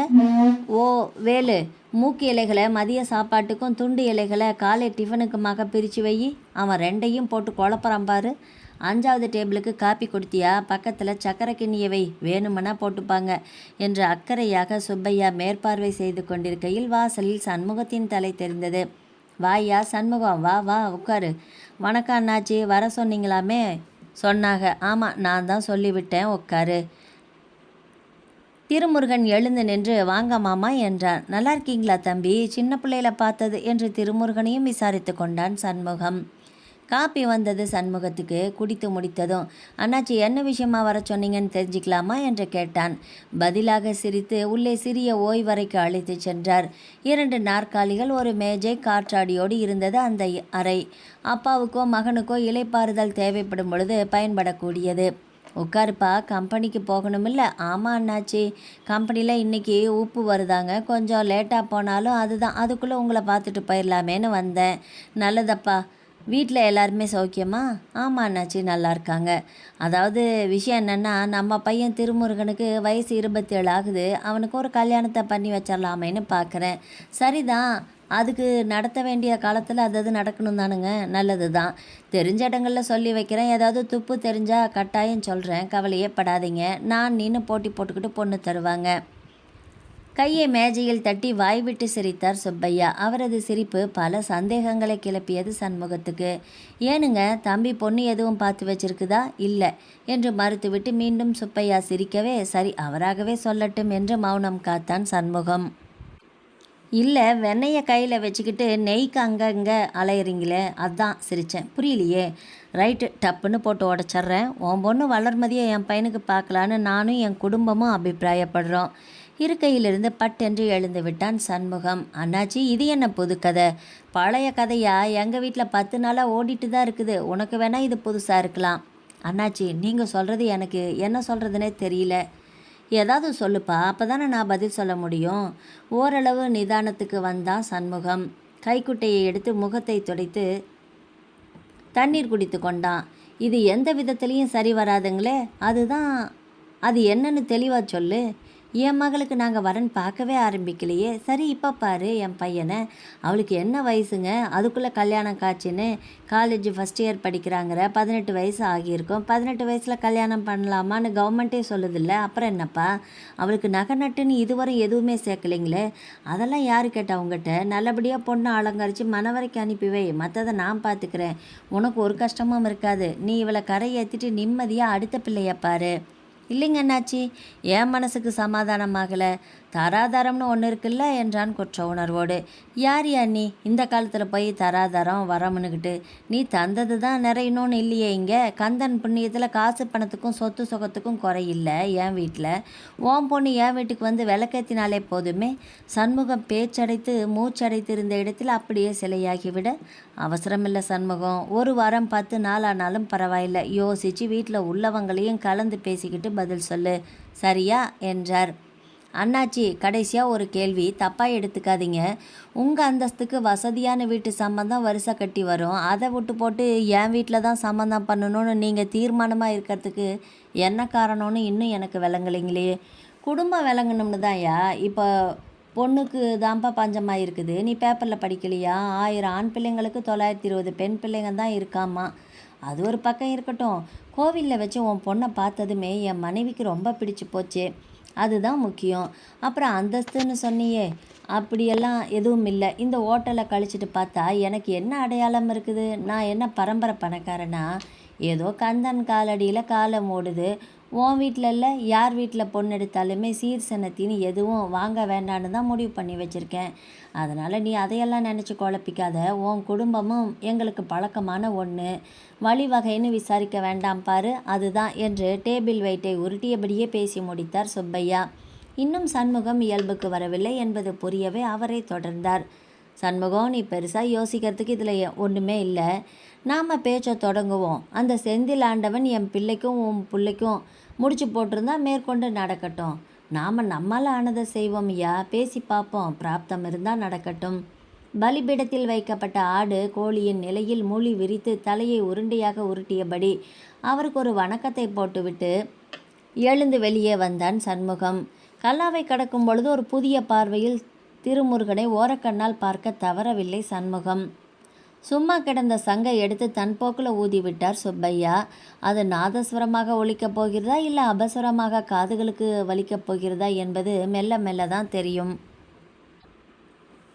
பரமசிவம் மாவு பிசைய, வளர்மதி குருமாவுக்கு காய்கறியை நறுக்க, வான்மதி பூண்டு உரிக்க, சரளா தேங்காய் துருவி கொண்டிருந்தாள். சனி அன்று இரவு வீட்டில் எப்பொழுதுமே சப்பாத்தி தான். அதற்கு தான் இப்படி குடும்பமே மெனக்கெட்டு கொண்டிருக்கோம். வீட்டிலே அனைவரும் சப்பாத்தி பிரியர்கள். குறிப்பாக சண்முகம் 3 வேளையும் சப்பாத்தி குருமா போட்டால் கூட சத்தமே இல்லாமல் சாப்பிடக்கூடியவன். சரளா துருவிய தேங்காயை கிண்ணத்தில் அள்ளி வைத்து கொண்டு அடுப்பருகே சென்றுவிட சண்முகம் வீட்டிற்குள் நுழைந்து, சுரத்தே இல்லாமல் சப்பாத்தி பிரிய ராஜர் என்றால் வான்மதி. சண்முகம் எல்லாரையும் ஒரு பார்வை பார்த்துவிட்டு கையில் இருந்த தேங்காய் பழத்தை மௌனமாக மனைவியிடம் தந்தான். இன்னைக்கு உப்பு வாரினாங்களா சண்முகம்? பரமசிவம், ஆமாம்ப்பா. கை கால் கழுவிட்டு ட்ரெஸ் மாற்றிட்டு வா, அதுக்குள்ளே டிஃபன் ரெடி ஆகிடும் என்றார் பரமசிவம் அன்போடு. இல்லைப்பா, எனக்கு பசிக்கலை. இப்போ தான் ஒரு டீ குடித்தேன். சரளா, அப்பாவை பிள்ளைகளை சாப்பிட சொல்லு, நான் கொஞ்ச நேரம் படுத்திருந்துட்டு அப்புறமா சாப்பிட்றேன் என்று சொல்லிவிட்டு யாருடைய பதிலையும் எதிர்பாராமல் அறைக்குள் சென்று ஆயாசமாக கட்டிலில் படுத்து கொண்டான். என்ன ஆச்சரியம், சப்பாத்தியை கண்டு கொள்ளாத கணவனா? ஏதோ விஷயம் இருக்கிறது, தானாக சொல்லட்டும் என்று நினைத்தபடி வேலைகளை கவனித்தாள் சரளா.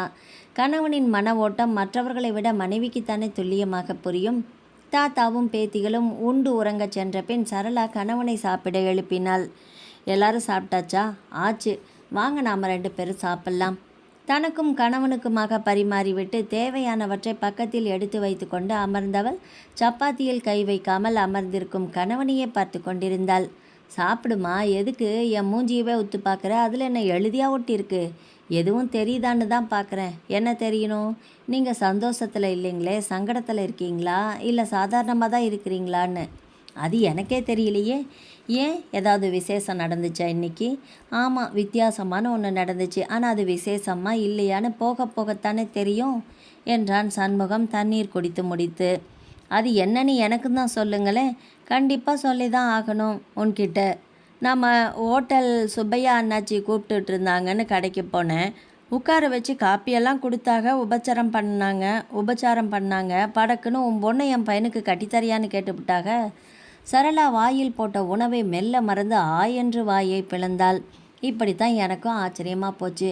நானும் எவ்வளவோ பிடி கொடுக்காம பேசி பார்த்துட்டேன். ஆனால் அவர் உறுதியாக இருக்கிறாரு. 10 நல்ல பதில் சொல்லின்ட்டாரு. நம்பவே முடியலைங்களே. அவங்க வசதி வாய்ப்புக்கும் நமக்கும் ஏணி வச்சா கூட எட்டாதுங்களே என்று கண்கள் விரித்தாள். அதெல்லாம் நானே சொல்லி பார்த்துட்டேன் அவர்கிட்ட. ஒன்றுத்துக்கும் அசைஞ்சு கொடுக்காப்புல. சரி, இப்போ என்ன பதில் சொல்ல போகிறீங்க? நான் என்னத்தை சொல்கிறது? நீ தான் சொல்லணும். நானும் சொல்ல முடியாதுங்களே. வளர்கிட்ட தானே கேட்கணும். அவளுக்கு நல்லது கெட்டது என்ன தெரியும்? நாம் ஒரு முடிவுக்கு வந்துட்டு அவளுக்கு மெதுவாக எடுத்து சொல்ல வேண்டியது தான். படித்த பொண்ணு தானே, புரிஞ்சுக்குவா. நீ என்ன நினைக்கிற? வளரு யோகக்காரி தான். இப்படி பணக்கார வீட்டு சம்பந்தம் தானாக தேடி வருது. அப்போ செய்யலாங்கிறியா? தாராளமாக. வேண்டான்னு தட்டி விட இதில் தப்பாக என்ன இருக்குது? ஆடையும் ஆம்படையானும் அமையணும்பாங்க, அமைச்சிக்கிறது இல்லை. அது சரி, திருமுருகன் எப்படிங்க இருக்கான்? நான் அவனை சின்ன பிள்ளையில பார்த்தது. அவனுக்கு என்ன ஜம்முன்னு இருக்கான். பணக்கார வீட்டு பிள்ளை, பகட்டுக்கும் பசுசுக்கும் கேட்கவா செய்யணும். இப்போ என்னங்க செய்கிறது? நாளைக்கு ஞாயிற்றுக்கிழமை தானே, எல்லாருமே வீட்டில் தானே இருப்போம். அப்பாவையும் பிள்ளைங்களையும் வச்சு பேசி பார்த்துடலாம் என்ன சொல்கிறாங்கன்னு. அப்புறம் நடக்கிறபடி நடக்கட்டும். என்ன நான் சொல்கிறது சரிதானே? ஏதோ நினைவாக தலையாட்டி வைத்தாள் சரளா. அவள் கற்பனையில் கல்யாண மண்டபத்துக்கே போய்விட்டாள். எப்பேற்பட்ட புரட்சி பேசும் பெண்களை பூவும் புடவையும் பொன் நகையும் ஆடம்பர வாழ்க்கையும் சற்று அசைத்து தானே பார்க்கும். அதையும் தாண்டி வென்று நிற்பவர்களும் உண்டு. பாவம், நடுத்தர குடும்பத்து சரளா புரட்சியை கண்டாளா இல்லை பொரியலை தான் கண்டாளா? எங்கிருந்தோ அதிர்ஷ்ட காட்டு அப்படியே நம்மை அள்ளி கொண்டு போய் அந்தரத்தில் வைத்து விடாதா என்ற கனவில் கற்பனை கதை எழுதும் சாதாரண இல்லத்தரசி தானே அவள். முடியாது, முடியவே முடியாது. நான் இந்த கல்யாணத்துக்கு சம்மதிக்கவே மாட்டேன் என்று கண்களை இறுக மூடிக்கொண்டு கைகளை தலையில் வைத்தவாறு கத்தியது வளர்மதி அல்ல, வான்மதி. அவளே பேசாமல் இருக்க, நீ ஏண்டி 8 வீட்டுக்கு கூப்பாடு போடுற என்று எரிச்சலானால் சரளா. போம்மா, அவளே ஓகே சொன்னாலும் எனக்கு இஷ்டம் கிடையாது. உன்னோட இஷ்டத்தையும் கஷ்டத்தையும் இப்போ யார் கேட்டா என்று சரளா மகளிடம் எகிற சண்முகம் மனைவியை கண்டித்தான். என்னடி அர்த்தமில்லாமல் சின்ன பிள்ளைகிட்ட வாதம் பண்ணிகிட்ருக்கிற? வளர்மதி கிட்ட கேளு. வளர்மதி சொல்கிறது இருக்கட்டும், முதல்ல இப்போ இது தேவையாப்பா என்றார் பரமசிவம் மகனிடம். நாம் தேடி போகலப்பா, தானாக வந்தது. தானாக வந்த எல்லாத்தையுமே தட்டாமல் ஒத்துக்க முடியுமா? சுப்பையா தகுதிக்கும் தராதரத்துக்கும் நம்மால் ஈடு செய்ய முடியுமாப்பா என்றார் இயலாமையில்.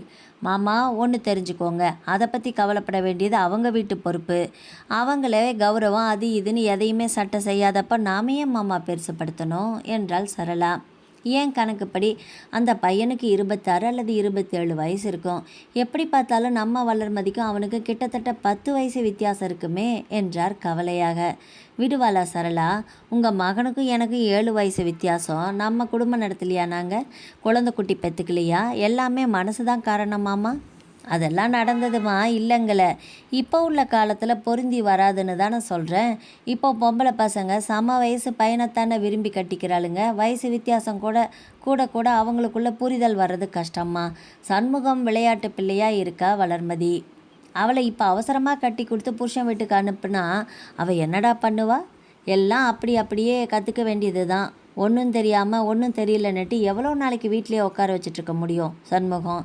ஆமாம் மாமா, அதெல்லாம் கரண்டியை கையில் பிடிச்சிட்டாள்னா பொண்ணுங்களுக்கும் பொறுப்பு தானாக வந்துடும் என்று மாமனார் வீசிய பந்துகளை சளைக்காமல் திருப்பி அடித்தாள் சரளா. இத்தனை ஆர்ப்பாட்டத்துக்கும் சம்பந்தப்பட்ட வளர்மதி வாய் திறக்கவே இல்லை. தலையை குனிந்தபடி தாத்தாவுக்கு அருகில் கட்டிலில் அமைதியாக உட்கார்ந்திருந்தாள். சரளா இந்த சம்பந்தம் குறித்து சம்பந்தமில்லாமல் ஏதோ பேசிக்கொண்டே போக மகளின் மௌனம் சண்முகத்துக்கு வலித்தது. மனைவியை கையமர்த்திவிட்டு மகளை நெருங்கினான். வளரு, என்னப்பா நீ ஒன்றுமே சொல்லலை என்று அவளது மோவாயை தொட்டு முகத்தை நிமிர்த்தினாள். 2 கண்களிலும் அருவியாக கண்ணீர். துடித்து விட்டான் சண்முகம். ஏம்மா, உனக்கு பிடிக்கலையா? இல்லப்பா என்றால் உதடு துடிக்க. ஏன்னு சொல்லி தொலையேண்டி சரளா. என்னம்மா பேசுகிற? நான் படிக்க வேண்டாமா? உன்னைய போல எனக்குன்னு ஒரு வேலை தேடிக்க வேண்டாமா? அதுக்குள்ளே யாரோ எவரோ கேட்டாங்கன்னு கழுத்தை பிடிச்சு தள்ளணுங்கிறியே என்று விக்கி விக்கி அழுதாள் வளர்மதி. அக்காவுக்கு துணையாக வான்மதியும் வாய் திறந்தாள். பொண்ணுன்னு இருந்தால் 4 பேர் வந்து கேட்கத்தான் செய்வாங்க, உடனே சரின்னு அனுப்பி வச்சிடுவீங்களா? சும்மா இருடி, உன்னைய வேற சமாளிக்க வேண்டி இருக்கு.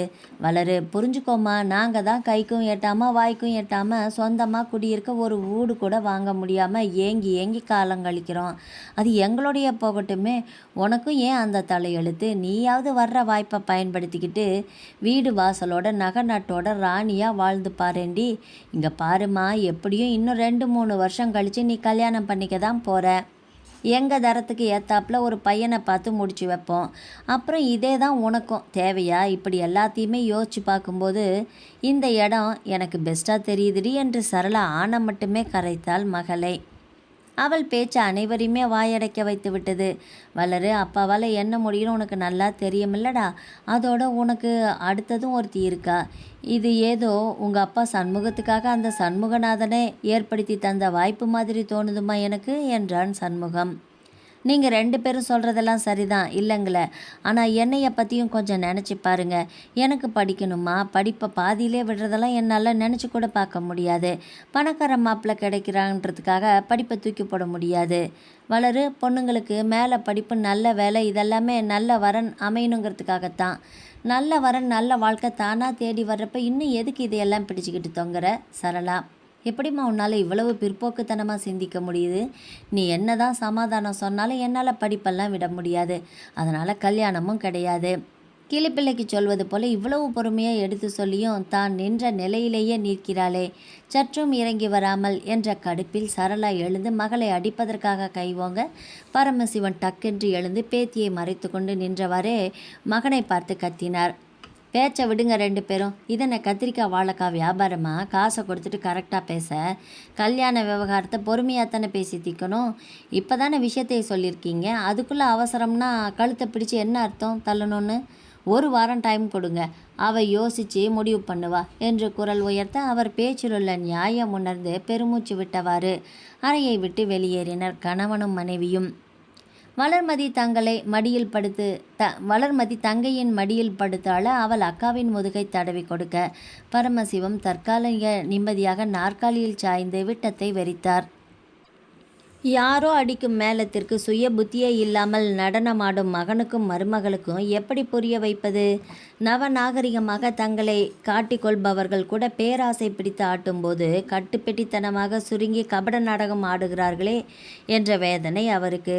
வலிமை படைத்தவன் போகின்ற போக்கில் போட்டுவிட்டு போகிற ஒரு சொல்லம்பு கூட எளியவரின் வீட்டில் சொல்லனா குழப்பங்களை சுலபமாக உருவாக்கி விடுகிறதே. ஹெட்ஃபோனை மாட்டிக்கொண்டு கண் மூடி சாய்வு நாற்காலியில் இருந்தவாறே சுப்பிரமணிய சுவாமி கோவிலின் திருவிழாக்களை ஒட்டி கலையரங்கத்தில் நடக்கும் ஆன்மீக பேச்சாளர்களின் உரையை நண்பர்களை பதிந்து தர சொல்லி கேட்டுக்கொண்டிருந்தார் சுப்பையா. இது அறிவையும் அமைதியையும் ஒரு சேர வளர்த்து கொள்ளும் அவருடைய ஆசையாகும். திடீரென்று உரை நின்று போக பதற்றத்துடன் கண் திறந்தால் பார்வதி நின்று கொண்டிருந்தாள். சுப்பையா என்ன என்பது போல நெற்றி சுருக்கி மனைவியை பார்த்தார். பசிக்கலையா? சாப்பிட வாங்க என்று அழைத்தாள். வர்ற, நீ போய் எடுத்து வையி. என்னதான் அவருடைய உணவகத்தில் வடை பாயாசத்தோடு மதிய உணவு தயாராகும் என்றாலுமே அவருக்கு வீட்டில் மனைவி கையால் சமைக்கப்பட்ட உணவு தான் வேண்டும். உணவகத்தில் காப்பி குடிப்பதோடு சரி, 3 வேளையும் அவருக்கு வீட்டில்தான் சாப்பாடு. ஆனால் அவர் மகன் திருமுருகனுக்கு இத்தகைய கட்டாய விருப்பங்களெல்லாம் கிடையாது. வீடே உணவகமாக எங்காவது நேரத்துக்கு தகுந்தாற்போல உணவெடுத்து கொள்வான். பரிமாறப்பட்ட இலை முன்பாக சுப்பையா அமர்ந்தார். தலைவாழை இலையில் மல்லிகைப்பூ குவியலாக சாதம், அதன் மீது முருங்கைக்காய் சாம்பார் விடப்பட்டிருக்க பீன்ஸ் கேரட் கலந்த பொரியல், பொன்னாங்கண்ணி கீரை கூட்டு, வெள்ளரி, வெங்காயம், மல்லி இலை போட்டு தயிர் பச்சடி, அப்பளம், நெல்லிக்காய் ஊறுகாய், கிண்ணியில் கெட்டி தயிர் ஆகியவை இலையோரம் வாழைப்பழமும் 2 கடலை மிட்டாய்களும் பரிமாறப்பட்டது. உள்ளங்கை படாமல் விரல்களை குவித்து உருக்கிய நெய் விட்டு கொண்டு ஒவ்வொன்றாக ரசித்து உண்டார். காலியான பதார்த்தங்களை பார்த்து மீண்டும் பரிமாறினாள் பார்வதி. கணவனுக்கு சாப்பாடு வைக்கும் பொழுது சர்ச்சைக்குரிய குடும்ப விஷயங்களை எடுத்து பேசாவிட்டால் தலை வெடித்துவிடும் பெண்களுக்கு. பார்வதியும் பெண்தானே?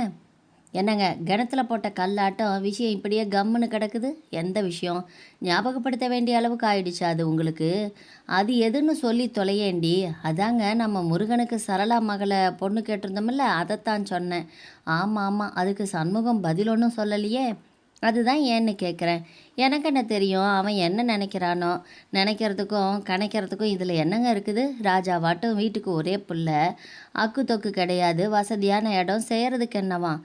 காக்கைக்கும் தன் குஞ்சு பொன் குஞ்சு தானே, அது உனக்கு சரி. ஆனால் அவங்க வீட்டில் ஏன் பையனுக்கு என்ன குறைச்சல்? எதுக்கு வேண்டான்னு சொல்ல போகிறாங்க? வேண்டான்னு சொல்ல மாட்டாங்க தான், ஆனால் வேணும்னு சொல்லணுமில்ல. காரணம் என்று முறைத்தாள் பார்வதி. அவங்களுக்கு இப்போ கல்யாண ஐடியாவே கிடையாது, நாம் தான் ஆரம்பித்து வச்சுருக்கோம். அதை டைஜஸ்ட் பண்ணிக்கிட்டு அவங்க ஒரு முடிவுக்கு வரணுமில்ல. அப்படி ஒன்று இருக்குதோ? ஏங்க இன்னும் ஒரு முறை நீங்கள் தான் சண்முகத்திட்ட பேசி பார்த்தா என்ன? கனைத்து கொண்டார் சுப்பையா. திரும்பியும் நானே போய் வழியை பேசினா அது அவ்வளவு நல்லா இருக்காது. ஒன்று செய்யலாம், நீ வேணா சண்முகம் வீட்டு அம்மா கிட்ட ஃபோனில் பேசிப்பார். அவங்க வீட்டில் என்ன யோசனையில் இருக்கிறாங்கன்னு ஓரளவு புரிபடும் நமக்கு.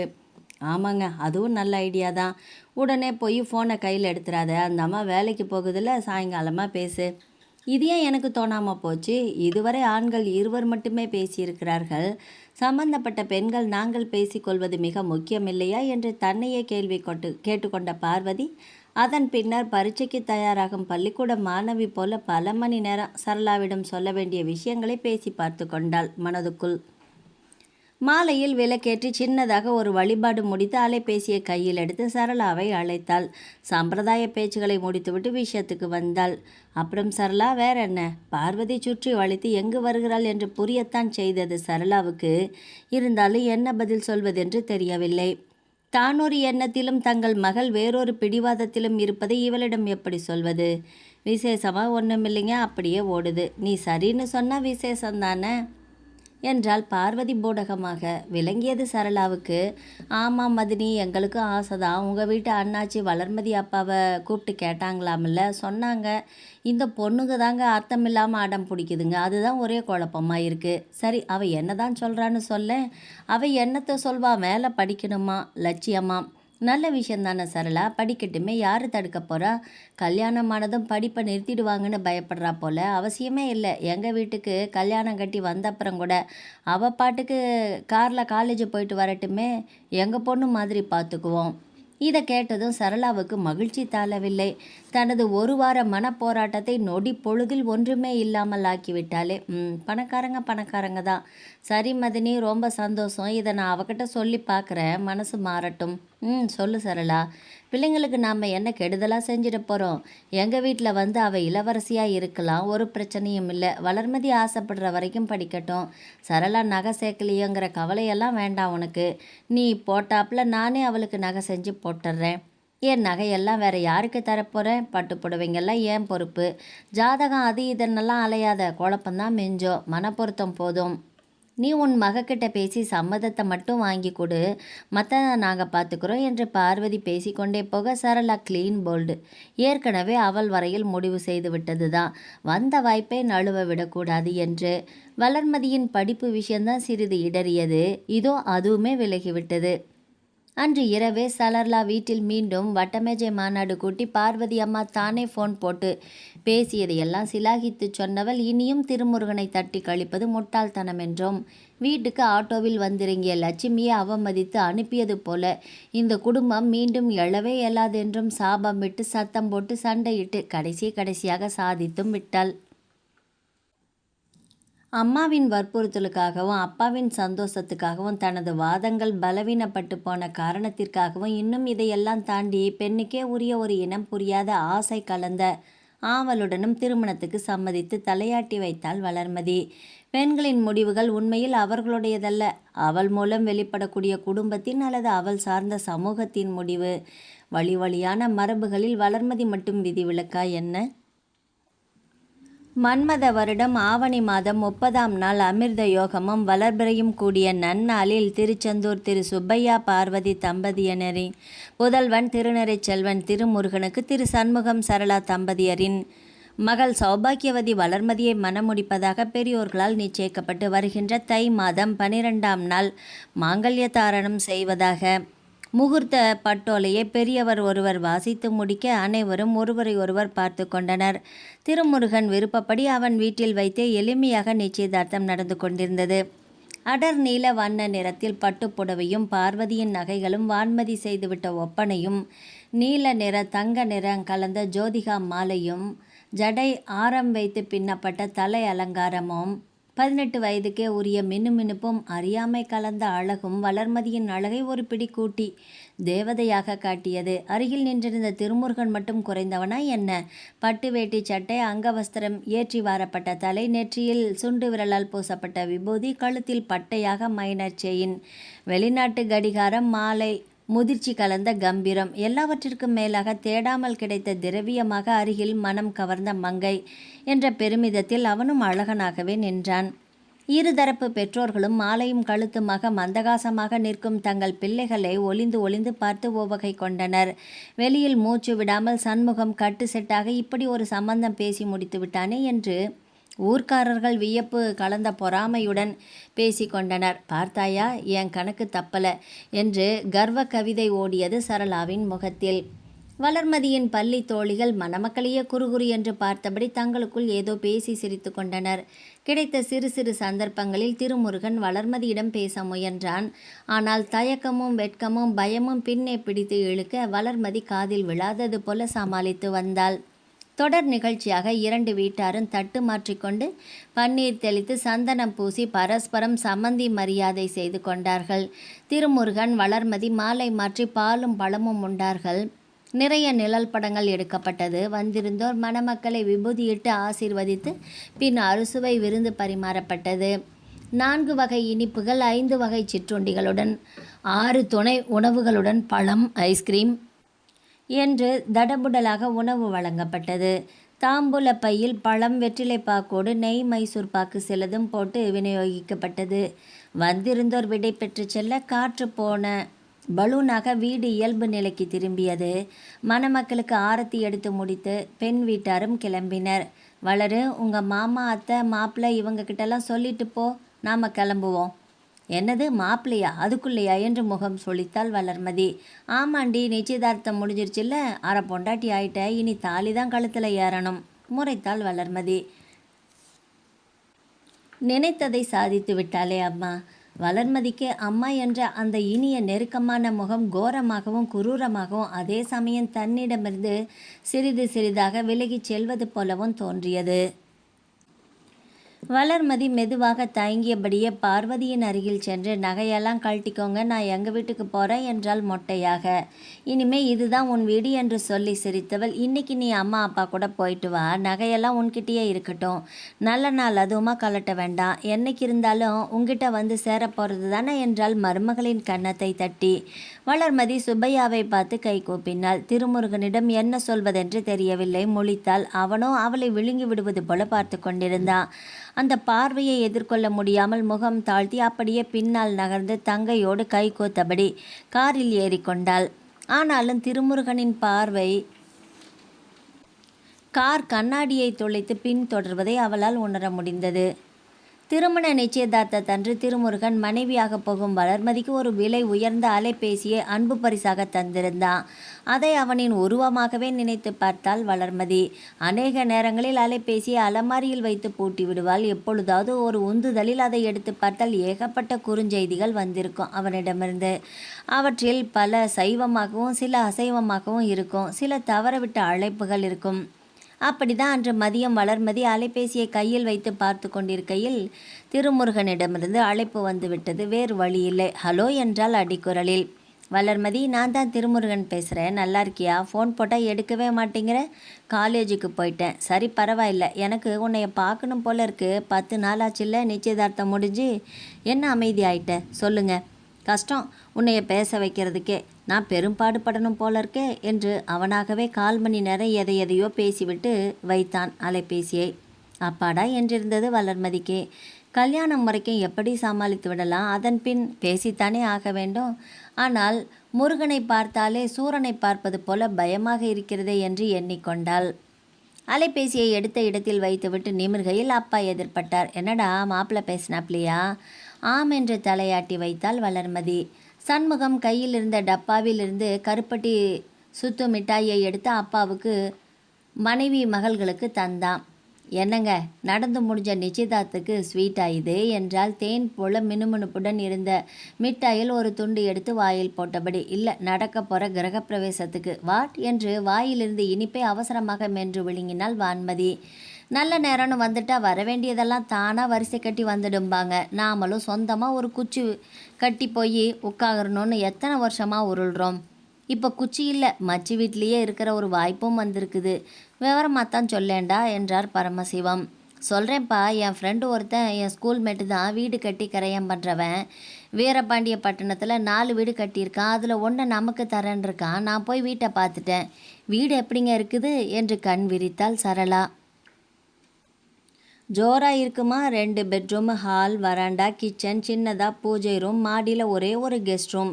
இதுதான் வீடு. பெட்டி மாதிரி கைக்கு அடக்கமாக கண்ணுக்கு அழகாக நல்லாயிருக்கு. உங்களை எல்லாம் ஒரு நாள் கூட்டிகிட்டு போகிறேன் வீட்டை பார்க்க.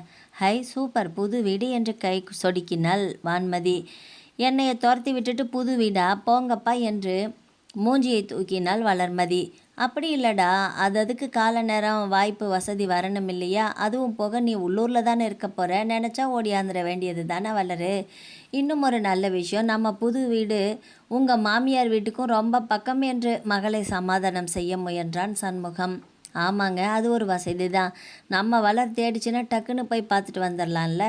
சண்முகம் எல்லாம் சரிப்பா, வீடு என்ன விலையாகுது, அதை பற்றி ஒன்றுமே சொல்லலையே நீ கேட்டார் பரமசிவம். 10 லட்சம்னு பேசி முடிச்சிருக்கேன்ப்பா. அதில் பத்திரப்பதவோட 5 லட்சம் கேட்டிருக்கான். மீதி பணத்தை வீட்டு வாடகை தரதா நினச்சிக்கிட்டு மாதம் தந்துடுன்னு சொல்லியிருக்கான். அவன் வீடுகள் சிலதை விற்கிறதுக்கு நான் உதவி பண்ணியிருக்கேன். அதுக்கு பதிலாக அவன் எனக்கு இப்படி ஒரு சலுகையை கொடுத்துருக்கான். வீட்டில் கல்யாணம் வச்சுருக்கிறப்ப இது சரி வருமாப்பா? வயது முதிர்ந்தோருக்கே உரிய முன் யோசனையோடு இழுத்தார் போல கேட்டார் பரமசிவம். ஆமாம், அதையும் நான் யோசிக்காமல் இல்லை. நிச்சயத்தன்னைக்கே நமக்கு 10 பைசா செலவு வைக்கல. மாலை வரைக்கும் அவரே பார்த்துக்கிட்டாரு. கல்யாண செலவும் ஏன் பொறுப்பு தானே உறுதியாக சொல்லிட்டாரு சுப்பையா அண்ணாச்சி. அந்த தைரியத்தில் தான் வீட்டு விவகாரத்துக்கு ஒத்துக்கிட்டேன். அதுவும் போக நாளை பின்ன வளர்மதியும் மாப்பிள்ளையும் நம்ம வீட்டுக்கு வரப்போக இருக்கையில் அவங்களுக்கு தங்க வைக்க தனி ரூம் வசதியாகவும் இருக்கும். மாடி ரூமை அவங்க 2 பேருக்கும் ஒதுக்கிடலாம் பாருங்கள். நாம் இருக்கிற இடத்துல 10-15 வருஷத்தை ஓட்டிட்டோங்க. மாப்பிள்ளை வசதியான வீட்டு பிள்ளை இல்லை. பொன் வைக்கிற இடத்துல பூ வைக்கிறாப்பிலையாவது இருக்க வேண்டாமா சரளா? அடுத்து பத்திரப்பதிவுக்கான பணத்தை எப்படி புரட்டுறது, இருக்கின்ற சேமிப்பு ஆகியவை பற்றி விவாதித்து முடிவுக்கு வந்தார்கள். பரமசிவம் தனது வங்கி இருப்பை தந்து உதவ முன் வந்தார். அப்பா, என் உண்டியலிருந்து 400 ரூபாய் தர்றேன். ஆனால் ஒரு கண்டிஷன், வீட்டை என் பேரில் தான் வாங்கணும் என்றாள் வான்மதி. வளர்மதி அவளை அடிக்க கைவோங்க. எங்களுக்கு பிறகு இருக்கிறதெல்லாம் உனக்கும் உங்கள் அக்காவுக்கும் தானம்மா என்று சண்முகம் நெகிழ அந்த நடுத்தர குடும்பம் தங்களது வாழ்நாள் கனவான சொந்த வீட்டை நோக்கி மெதுமெதுவாக முன்னேறியது. 11 படியிலும் இருந்த விளக்குகளை ஏற்றினாள் பார்வதி. பகவதி அக்கா பூக்களை வெட்டித்தர பொம்மைகள், விளக்குகள், படங்கள் எல்லாவற்றுக்குமே சூட்டினாள். சாம்பிராணி கொளுத்தி மூடி வைக்கப்பட்டிருந்த சர்க்கரை பொங்கல் மற்றும் சுண்டல் பாத்திரங்களை திறந்து வைத்து பூஜையை துவங்கினாள். கணவரையும் மகனையும் அழைத்தாள். நவராத்திரி 9 நாட்களும் சுப்பையா, திருமுருகன் இருவரும் மாலையில் வீட்டுக்கு வந்து பூஜையில் கலந்து கொண்டு பிரசாதம் சாப்பிட்டு போக வேண்டும் என்பது பார்வதியின் அன்பு கட்டளை. தூப தீபம் காட்டி சூடம் ஏற்றி நைவேத்தியம் செய்து பூஜை முடித்தாள். சரஸ்வதியை, காயத்ரியை 3 முறை சொன்னவள் பிரசாதங்களை தட்டில் எடுக்கையில் சரளா தனது மகள்களோடு வீட்டிற்குள் நுழைந்தாள். சம்பந்தியாவின் அழைப்பின் பேரில். வாங்க வாங்க, சரியான டயத்தில் வந்திருக்கீங்க. வாம்மா சரளா. வளர்மதி, வான்மதி நல்லா இருக்கீங்களா என்று தோரணையாக வரவேற்றார் சுப்பையா. திருமுருகன் வளர்மதியை பார்த்து முகம் மலர்ந்தான். அவனுக்கு அந்த அறையில் வளர்மதியை தவிர வேற யாரையுமே கண்ணுக்கு தெரியவில்லை. கையில் இருந்த பொங்கலையும் வளர்மதியையும் மாறி மாறி சாப்பிட்டு கொண்டிருந்தான். பார்வதி பெண்கள் 3வரையும் அமர வைத்து சந்தனம், குங்குமம், பூவை அணிய கொடுத்தவள் கைகளில் பிரசாத தட்டுகளையும் தந்தாள். வளர்மதி அசௌகரியத்தால் நெளிந்தாள். சாப்பிடுமா என்று சொல்லிவிட்டு மாடிக்கு போய்விட்டார் சுப்பையா. சரளா பார்வதியோடு பேசிக்கொண்டே சமையலறைக்கு செல்ல வான்மதி எழுந்து பொம்மைகளை ரசித்து பார்க்க போக திருமுருகனிடம் தனியாக மாட்டிக்கொண்டாள் வளர்மதி. காலேஜுக்கு எப்படி போகிற? திருமுருகன். பஸ்ஸில் தான். நான் வேணா நாளையிலேருந்து ட்ராப் பண்ணவா? வேண்டாம் என்று தலையாட்டி மறுத்தாள். இந்த பிங்க் கலர் சாரி உனக்கு ரொம்ப நல்லா இருக்கு. வளர்மதி பதிலேதும் சொல்லாமல் சுண்டலில் கிடந்த கருவேப்பிலைகளை கர்ம சிரத்தையாக பொறுக்கினாள். என்னாச்சு, பதிலே இல்லை. அதுக்கு மேலே அவனை சமாளிக்க முடியாமல் தண்ணி குடிச்சிட்டு வரேன் என்று எழுந்து சமையல் அறைக்குள் புகுந்து கொண்டாள். திருமுருகனுக்கு எரிச்சலாக இருந்தது. என்ன இந்த புள்ள பிடியே கொடுக்க மாட்டேங்குது. இப்படியே போனால் என் ஆசைகள் கனவுகளெல்லாம் என்னத்துக்காகிறது? சரி, முயற்சி பண்ணி வழிக்கு கொண்டு வருவோம். திருச்செந்தூரே உலகன்னு வளர்ந்தவ வேற எப்படி இருப்பா என்று தனக்குத்தானே சமாதானம் செய்து கொண்டான். உள்ளறையில் பெண்கள் திருமணத்துக்கு தேவையான புடவைகள் எத்தனை வாங்குவது, எங்கு வாங்குவது என்று பேசி முடித்தார்கள். வீட்டிற்கு கிளம்பும் முன் பார்வதியின் கட்டாயத்தின் பேரில் அம்பாள் துதி ஒன்றும் பாடினாள் வளர்மதி. பார்வதிக்கு பரம சந்தோஷம். இனி கவலை இல்லை. வரும் வருடங்களில் மருமகளையே கொழுவுக்கு முன்பாக அமர்த்தி பாட வைத்து விடலாம். நடக்கப் போகும் நல்லது கெட்டதுகளில் தன்னுடைய ஆதாயங்களை பொறுக்கி எடுத்து மனதோடு பொருத்தி கொள்வதில் பெண்கள் சாமர்த்தியசாலிகள். அங்கும் இங்கும் ஓடி ஓடி பார்த்து பரவசப்பட்டு முடியவில்லை வான்மதிக்கு. புது வீட்டுக்கு வந்து 2 நாட்களாகியும் ஒவ்வொரு இடமாக நின்று ரசித்தார்கள் பெண்கள் மூவரும். பெண்ணுக்கு வீடு தானே உலகம், அதுதானே அவளது அந்தஸ்துக்கான அடையாளம். ஆணுக்கு வீடு என்பது உண்ண உறங்க உடுக்க கூடி மகிழ இவற்றுக்கு மட்டுமே என்றாலுமே மனைவி மற்றும் மகள்களின் மகிழ்ச்சி சண்முகத்துக்கு தொற்றிக்கொள்ளவே செய்தது. பரமசிவம் அவரளவில் சிறு சிறு பொருட்களை அதனதன் இடத்தில் பொருத்தி கொண்டிருக்க, வளர்மதியும் வான்மதியும் முன்னரையையும் சிங்காரிப்பில் ஈடுபட்டிருக்க, சரளாவும் சண்முகமும் சமையலறையை ஒழுங்கு செய்து கொண்டிருந்தார்கள். இதெல்லாம் ஒரு கனவு மாதிரி இருக்குது என்னங்க? அலமாரியில் டப்பாக்களை உயர் வரிசையில் அடுக்கியவாறே சரளா சொன்னது ஏணியின் மீதேறி பரணில் பொருட்களை வைத்து கொண்டிருந்த சண்முகத்தின் காதில் விழவே செய்தது. நல்ல நேரம் கூடி வந்துட்டா யார் தடுத்தாலுமே நிற்காது. அதுவும் சரிதான். இருந்தாலும் நம்ம மருமகனுக்கு உதவி பண்ணினதுனால தானே இவ்வளோ சுலபமாக வீடு நம்ம கை கிடச்சிச்சு. அதுவும் உண்மைதான். எப்படிங்க நாம் ஹெல்ப்புன்னு எதுவுமே கேட்காமலேயே அவங்களா முன் வந்து 5 லட்சம் ரூபாயை அசால்ட்டாக தூக்கி கொடுத்துருக்காங்க என்று சரளா வாய் பிளந்தாள். 5 லட்சம் எல்லாம் அவங்களுக்கு 500 ரூபாய் மாதிரி. அது இருக்கட்டுங்க, நமக்கு தர்றதுக்கு ஒரு மனசு வேணுமில்ல. ஆமாம், நான் அண்ணாச்சியை ஒரு கடையில் பார்த்து வீடு வாங்க போகிறத பற்றி சொன்னேன். பண விவகாரங்களையும் கேட்டு தெரிஞ்சுக்கிட்டாரு. கரெக்டாக ரெஜிஸ்ட்ரேஷன் அன்னைக்கு பணத்தை ஆஃபீஸ்க்கே கொடுத்து விட்டுட்டாரு. கடனாக எடுத்துக்கவும் வழி இல்லை, என்னோட கிஃப்ட் அனுப்பிட்டாரு அப்படின்ட்டாரு. அவங்க செய்கிறதெல்லாம் பார்க்கப்போ திருப்பி நாம் என்ன செய்ய போகிறோன்னு, எப்படி செய்ய போகிறோன்னே புரியல. ஆமாம், அது ஒரு கலக்கம் உள்ளுக்குள்ளே ஓடிட்டே தான் இருக்குது. அக்கம் பக்கத்து ஜனங்கள்லாம் ஓப்பனாகவே அவங்களோட பொறாமையை காண்பிக்கிறாங்க. வீடு சரளா, உலகம் அப்படித்தான். வாழ்ந்தாலும் ஏசும், தாழ்ந்தாலும் ஏசுன்னு சும்மாவா பாடி வச்சுட்டு போனாங்க. ஏங்க, சொல்ல மறந்துட்டேனே, நம்ம மாப்பிள்ளைக்கு நாளைக்கு பர்த்டேயா, கேக் கட் பண்ணுறாராம். வளர்மதியை வர சொல்லி ஃபோன் பண்ணியிருக்காரு. சரி, அவளை தனியாக அனுப்ப முடியாதுல்ல, நீயும் வான்மதியும் கூட போயிட்டு வாங்க. நீங்களும் வாங்க, அவருக்கு ஏதாவது கிஃப்ட் வாங்கிட்டு போயிட்டு வந்துடலாம் என்று பேசியபடியே சாமான்களை ஓரளவு அடுக்கி முடித்தார்கள். மறுநாள் திருமுருகனுக்காக வாங்கிய விலை உயர்ந்த சட்டையுடன் நால்வரும் கிளம்பினார்கள். வீடு பெரும் ஆர்ப்பாட்டத்துடன் இருக்கும் என்று எண்ணி போனவர்களுக்கு ஏமாற்றத்தை தந்தது வீட்டின் நிசப்த வரவேற்பு. எப்போவுமே பர்த்டேக்கு தம்பி ஃப்ரெண்ட்ஸுங்களோட வெளியில் தான் கொண்டாடுவான். இந்த வருஷம்தான் வீட்டில் கேக் கட் பண்ணுறோம் என்று ஒரு விளக்கத்தோடு காப்பி தந்து உபசரித்தாள் பார்வதி. வளர்மதிக்கு கடுப்பாக இருந்தது. தேவையா இது? என்னை வரவழைப்பதற்காகவே திட்டமிட்டு நடத்துகிறார்கள் போல. மஞ்சள் நிற பாவாடை தாவணியில் வந்திருந்த மருமகளை கண்கொட்டாமல் பார்த்தாள் பார்வதி. சிறிது நேரத்தில் ஊதா நிற சஃபாரி சூட்டில் மாடியிலிருந்து இறங்கி வந்து வணக்கம் தெரிவித்தான். பிறந்த நாள் நாயகன் முருகன், பின்னாலேயே அவன் அப்பா. ரொம்ப சந்தோஷம், நீங்கள் குடும்பமாக வந்திருக்கிறது.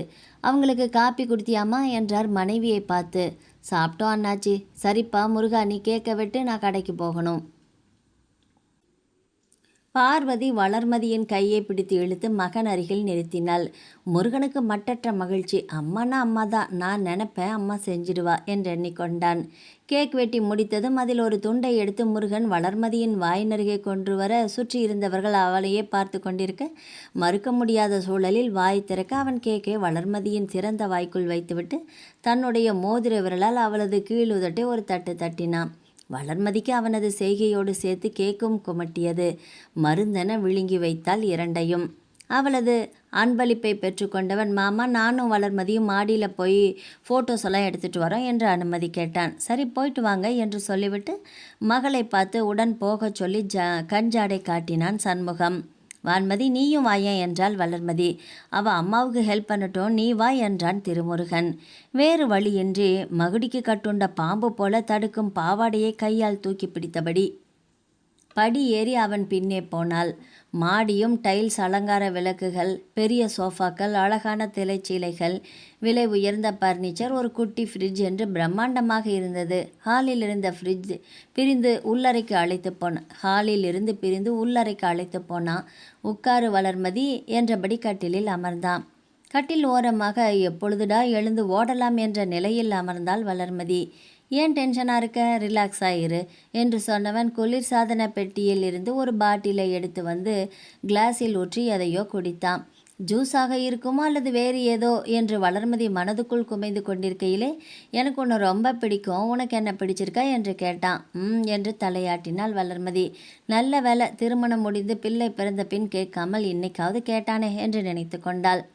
வாயை திறந்து சொன்னா என்ன, குறைஞ்சா போயிடுவ, என்ன பேச்சு ஒரு தினுசா மாறுது என்று குழம்பினாள் வளர்மதி. நான் தினமும் ஓன் நினப்பாவே இருக்கேன் தெரியுமா, நீ என்னடானா கண்டுக்கவே மாட்டேங்கிற. உன்னை வெளியில் கூட்டிகிட்டு போகணும்னு ஆசையாக இருக்குது, வருவியா? அப்பா கிட்ட கேட்கணும். அப்பா கிட்டேயா? நம்ம ஃபஸ்ட் நைட் அன்றைக்கே எல்லாத்துக்குமே அப்பா கிட்ட தான் கேட்கணும்னு சொல்லிடாத என்று சொல்லிவிட்டு பெரிதாக சிரித்தான். பொங்கி வந்த கோபத்தை அடக்கி கொண்டாள் வளர்மதி.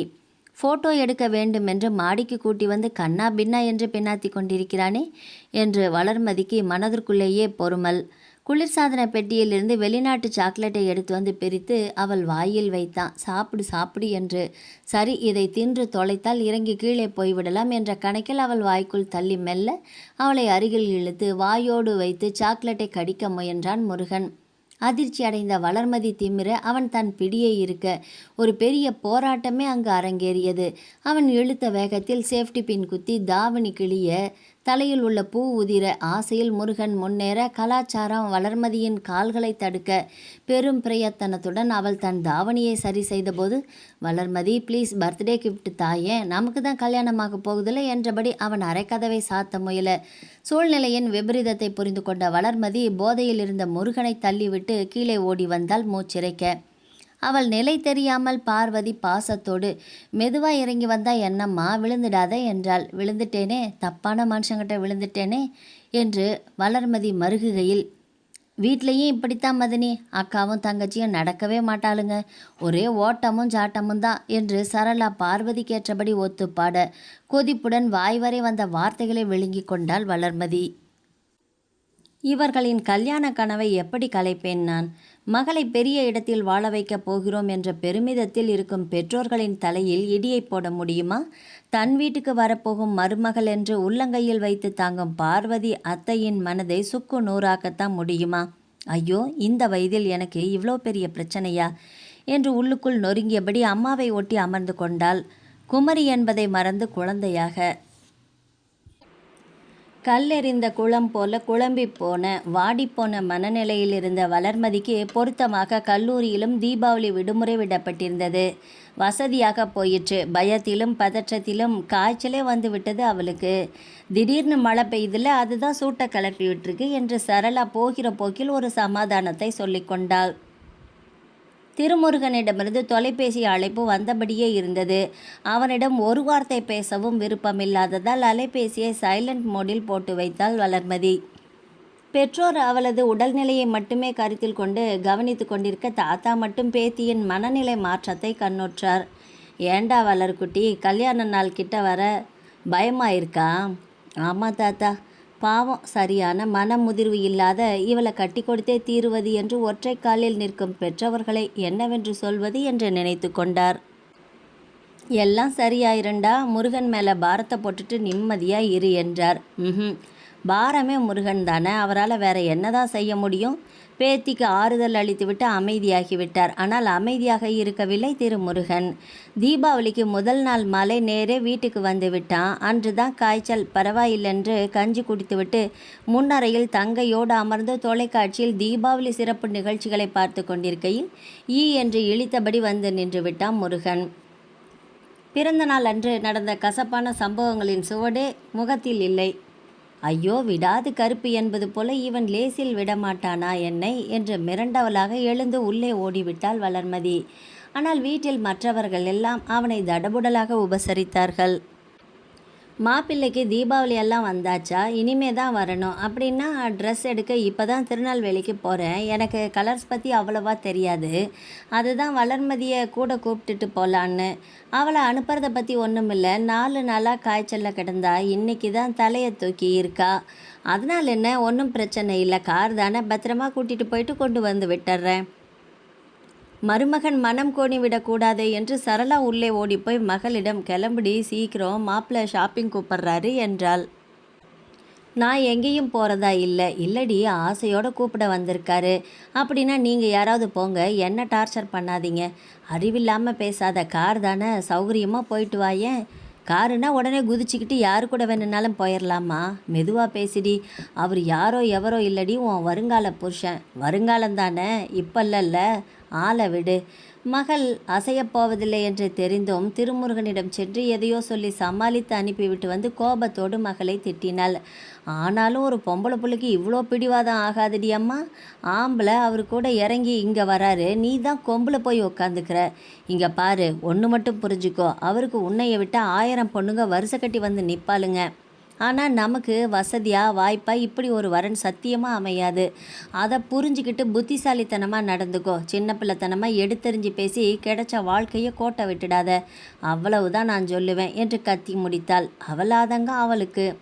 வீட்டில் உள்ளவர்களும் சரளா பக்க நியாயத்தை உணர்ந்தார்களோ இல்லை, வளர்மதிக்கு பரிந்து பேசும் நிலை இப்போது இல்லை என்று நினைத்தார்களோ தெரியவில்லை. எவருமே வாய் திறக்கவில்லை.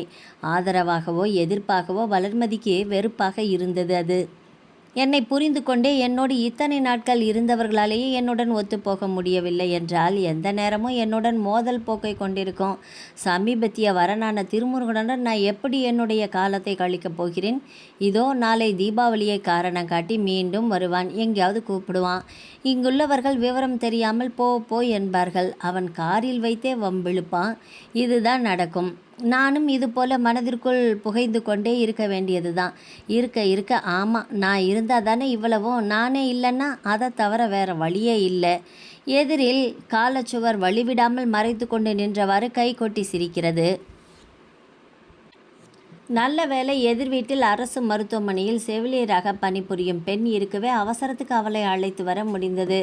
வளர்மதியின் தலையில் காயம் பட்ட இடத்தில் உள்ள முடிகளை கத்தரித்து எடுத்துவிட்டு காயத்தை சுத்தம் செய்து நெற்றியை சுற்றி கட்டு போட்டு விட்டாள். சரளாக்கா, இந்தாங்க மாத்திரை, காலையிலையும் நைட்லேயும் சாப்பிட்றதுக்கு அப்புறமா கொடுங்க, தலைக்கு ஊற்றாதீங்க.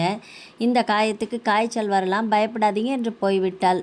விடிந்தால் தீபாவளி. விடியவில்லையே நம் வீட்டுக்கு. இந்த பெண் இப்படி பண்ணி வைத்திருக்கிறதே. சண்முக முகத்தில் ஈயாடவில்லை. உறைந்து போய் சுவரோடு சுவராக உட்கார்ந்திருந்தான். பரமசிவத்துக்கு தாள முடியாமல் கண்கள் சிவக்க பேத்தியின் அருகில் அமர்ந்து காயத்துக்கு விசிறி கொண்டிருந்தார். வான்மதி அக்காவின் கால் மாட்டில் சோகத்தோடு அமர்ந்திருக்க சரளா தான் வெடித்தா. பாவி, நம்ப வச்சு கழுத்தறுத்திட்டியடி. உன்கிட்ட கேட்டுட்டு தானடி எல்லாமே செஞ்சோம். இப்போ தூக்கில் தொங்குற அளவுக்கு என்னடி கொள்ள வந்துச்சு உனக்கு? அம்மா ப்ளீஸ் கத்தாதம்மா, பாவம். அவளே பறிஞ்சு பேசினாள் தங்கை. ஏண்டி, என்னைய பார்த்தா பாவமாக தெரியலையா உனக்கு? நல்ல வேலை, இப்போ நம்ம முன்னால் முழுசாக உட்காந்துருக்கா. ஒன்று கிடக்க ஒன்று ஆயிருந்துச்சுன்னா நான் என்னடி பண்ணுவேன் என்று அழுதாள் சரளா. எதுவும் உருப்படியாக நடவாத நேரத்தில் தற்கொலை செய்து கொள்ள கிளம்பினால் அதுவும் கூட வெற்றி பெறாது போல. அப்படிதான் ஆயிற்று வளர்மதிக்கு. அவள் தனது துப்பட்டாவை காற்றாடியில் கட்டி கழுத்தை அதில் மாட்டி ஏறி நின்றிருக்க ஸ்டூலை காலால் தள்ளிவிட முயற்சிக்க அது கனமான பழையகால ஸ்டூல் இருந்த நிலையில் உறுதியோடு நிற்க இவள் மேலும் மேலும் முயற்சித்து ஆடிய ஆட்டத்தில் வலுவலுப்பான நைலக்ஸ் துப்பட்டா முடிச்சு விலகி தொப்பென்று வளர்மதி கீழே விழுகையில் ஸ்டூலின் முனை தலையில் அடித்து காயம் ஏற்பட்டுவிட்டது. சரளா, இன்னைக்கு ஒரு நாள் பொறுமையாயிருமா, நாளைக்கு பேசிக்கலாம். சரியோ தப்போ, அவள் மனசு உடஞ்சி போய் தானே இப்படி பண்ணியிருக்கா. நீ மேலேயும் அவளை பொண்ணாக்காத. போ, நான் பார்த்துக்கிறேன். வேலையை பாரு. தீபாவளி பண்டம் சொல்கிறாப்லையா? உங்கள் பேத்தி வீட்டை வச்சிருக்கா? நல்ல நாள் அதுவுமா, வீட்டை அலங்கோலம் பண்ணிட்டாலே என்றபடி வெளியேறி போனாள். அதுவரை தூங்குவது போல பாசாங்கோடு கண்களை மூடிக்கொண்டிருந்த வளர்மதி கண் திறந்தாள். கண்ணீர் பெருகி கன்னங்கள் வழியே வழிந்தோடியது. மாமனார் சொன்ன மரியாதைக்காக ஒரு நாள் மௌனம் காத்த சரளா மறுநாள் காலை மகளை கேள்விகளால் துளைத்தெடுத்து விட்டாள். காரணத்தை சொல்லாமல் முடியாது என்பது ஒருபுறம் இருக்க, வெளியில் சொன்னால்தான் தன் மனதுக்கும் ஒரு விமோசனம் கிடைக்கும் என்று கொட்டி தீர்த்தால் தனது மன குமரல்களை வளர்மதி அழுகையினூடே. சண்முகம் முழுவதுமாக அதிர்ந்து விட்டான். இது உண்மையா? வேலியில் போகின்ற ஓணானை எடுத்து வேட்டிக்குள் விட்ட கதையாக என் மகளுக்கு நானே பெருந்துயரை பரிசாக தந்து விட்டேனா? பெண் பிள்ளையை கண் போல காக்க வேண்டிய நானே அவள் கண்களில் குச்சி எடுத்து குத்தி விட்டேனா? பரமசிவம் தாளமாட்டாமல் வாய் திறந்தார். ஆரம்பத்திலேயே வேண்டாம், இது நமக்கு கை மீறின இடம்னு தலையாக அடிச்சுக்கிட்டேனே, கேட்டிங்களா 2 பேரும்? மான் போல துள்ளிட்டு இருந்த பிள்ளையை இப்படி படுக்கையில் தள்ளிட்டீங்களே என்று வயிறெறிந்தார்.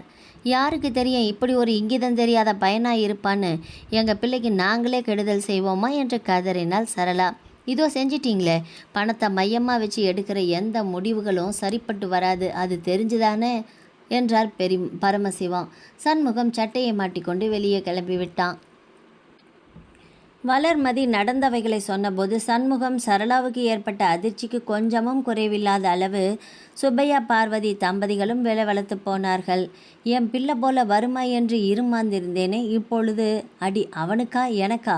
ஊமை போல நடமாடுபவனுக்குள் இப்படி ஒரு குரூரம்!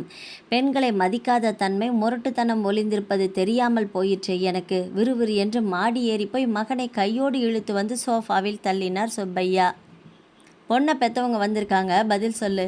என்ன பிரச்சனை என்றான் கோப குழப்பமாக. அதை என்கிட்ட கேட்காதடா நாயே, சண்முகத்துக்கிட்ட கேளு. சண்முகம் தலை குனிந்து விட்டான். இவனிடம் நான் எதை எப்படி எந்த வார்த்தைகளில் சொல்வது? சண்முகத்தின் தயக்கத்தை புரிந்து கொண்டு சுப்பையாவே வாய் திறந்தார். அந்த பொண்ணை தற்கொலை பண்ணிக்கிற அளவுக்கு கொண்டு போய் நிறுத்திருக்கியே, நீ மிருகமாடா? உனக்கு போய் திருமுருகன்னு பேர் வச்சம்பாரு, என்னைய செருப்பால் அடிக்கணும். ஏன்டா அந்த பொண்ணை டார்ச்சர் பண்ணியிருக்க? சின்ன பிள்ளை, அவகிட்ட போய் முரட்டுத்தனமாக நடந்திருக்கிறியே, என்னத்தை சொல்ல? முருகனுக்கு பிரச்சனையின் முடிச்சு புலப்பட்டது. ஓ, தான் ஆசை மேலிட்டில் வளர்மதியை அணுகியதைத்தான் இந்த பெருசுகள் பெரிதாக புலம்புகிறதோ? இப்போ நான் என்ன செஞ்சிட்டேன்னு ஆளாளுக்கு குதிக்கிறீங்க? தான் செய்தது தவறென்றே உணராதவனை என்ன செய்வது? நாகரிகம் கருதி நால்வரும் வாயெடுத்து நிற்க அவனே வாய் திறந்தான். மாமா, இந்த ஒன்றை மட்டும் தெளிவுபடுத்துங்க. நீங்களா விருப்பப்பட்டு தானே உங்கள் பொண்ணை எனக்கு நிச்சயம் பண்ணீங்க? இல்லை நான் கத்தி முனையில் பொண்ணு கேட்டேனா? இல்லை, நான் தான் சம்மதித்தேன். என் மனைவியாக போகிறாளேன்னு கொஞ்சம் உரிமை எடுத்துக்கிட்டேன். இதில் தற்கொலை பண்ணிக்கிற அளவுக்கு என்ன இருக்குது? உங்கள் பொண்ணுக்கு சுயபுத்தி இல்லைன்னா அதுக்கு நானா பொறுப்பு? பெருசாக நியாயம் கேட்க வந்துட்டீங்க. இன்னும் மனைவியே ஆகலை, அதுக்குள்ளே நீங்கள் ஆசைப்பட்டதை பொறுத்துக்க முடியல அவளால். ஒரு விஷயம் தம்பி, நிச்சயத்தை கல்யாணமாக ஒத்துக்க முடியாது. தாலி கட்ட போகிற நேரத்தில் கூட ஏதேதோ காரணங்களால் நின்று போன கல்யாணங்களும் இருக்குல்ல. சரி, நான் உங்கள் பாயிண்ட்டுக்கே வரேன். உங்கள் வாதப்படி இன்னும் நான் உங்கள் வீட்டுக்கு மாப்பிள்ளையாகவே ஆகலை, அப்படி தானே? அப்புறம் எந்த உரிமையில் எங்கள் அப்பா கிட்ட 5 லட்சம் வாங்கி அதில் சொந்த வீட்டையே ரெஜிஸ்டர் பண்ணிவிட்டு வெக்கமில்லாமல் உட்காந்துருக்கீங்க? நான் உங்களுக்கு மாப்பிள்ளை, ஆனால் உங்கள் பொண்ணு எனக்கு பொண்டாட்டி இல்லை. எந்த ஒரு நியாயம் பாயுது? விவரமாக பேசிவிட்டதாக கொக்களிப்பில் முருகன் இருக்க சோஃபாவில் அமர்ந்திருந்த சுப்பையா எழுந்து வந்து மகனின் கன்னத்தில் ஓங்கி அறைந்து விட்டார். முண்டோம், அறிவு கட்ட முண்டோம், எதுக்கும் முடிச்சு போடுற? நீ பணத்தை வீசினதும் படுக்கையில் வந்து விழறதுக்கு அவள் ஒன்றும் தாசி இல்லடா, இந்த வீட்டுக்கு வர வேண்டிய மகாலட்சுமி. அதான் மனசில் வச்சுக்கோ என்று உரத்த குரலில் கர்ஜித்தார். விழுந்த அடியில் ஈறு கிழிந்து ரத்தம் கசிந்தது முருகன் வாயில். கழுத்தில் கிடந்த துண்டால் துடைத்து கொண்டு மேஜையில் இருந்த தண்ணீர் எடுத்து குடித்தான். நீங்களா கல்யாணம் பேசுவீங்க, நீங்களா நிச்சயம் பண்ணுவீங்க, ஆனால் பொண்ணுக்கிட்ட நான் ஏதாவது உரிமை எடுத்துக்கிட்டால் மட்டும் ஐயோ அம்மானு கூப்பாடு போடுவீங்க. செய்யுங்க, உங்கள் இஷ்டப்படி செய்யுங்க. அதுதான் நமக்கு சமமான மனுஷங்க கூட தான் வச்சுக்கணும்னு சும்மாவா சொல்கிறாங்க? பிச்சைக்காரங்க குடும்பத்துக்கு அந்த புத்தி தானே வரும்.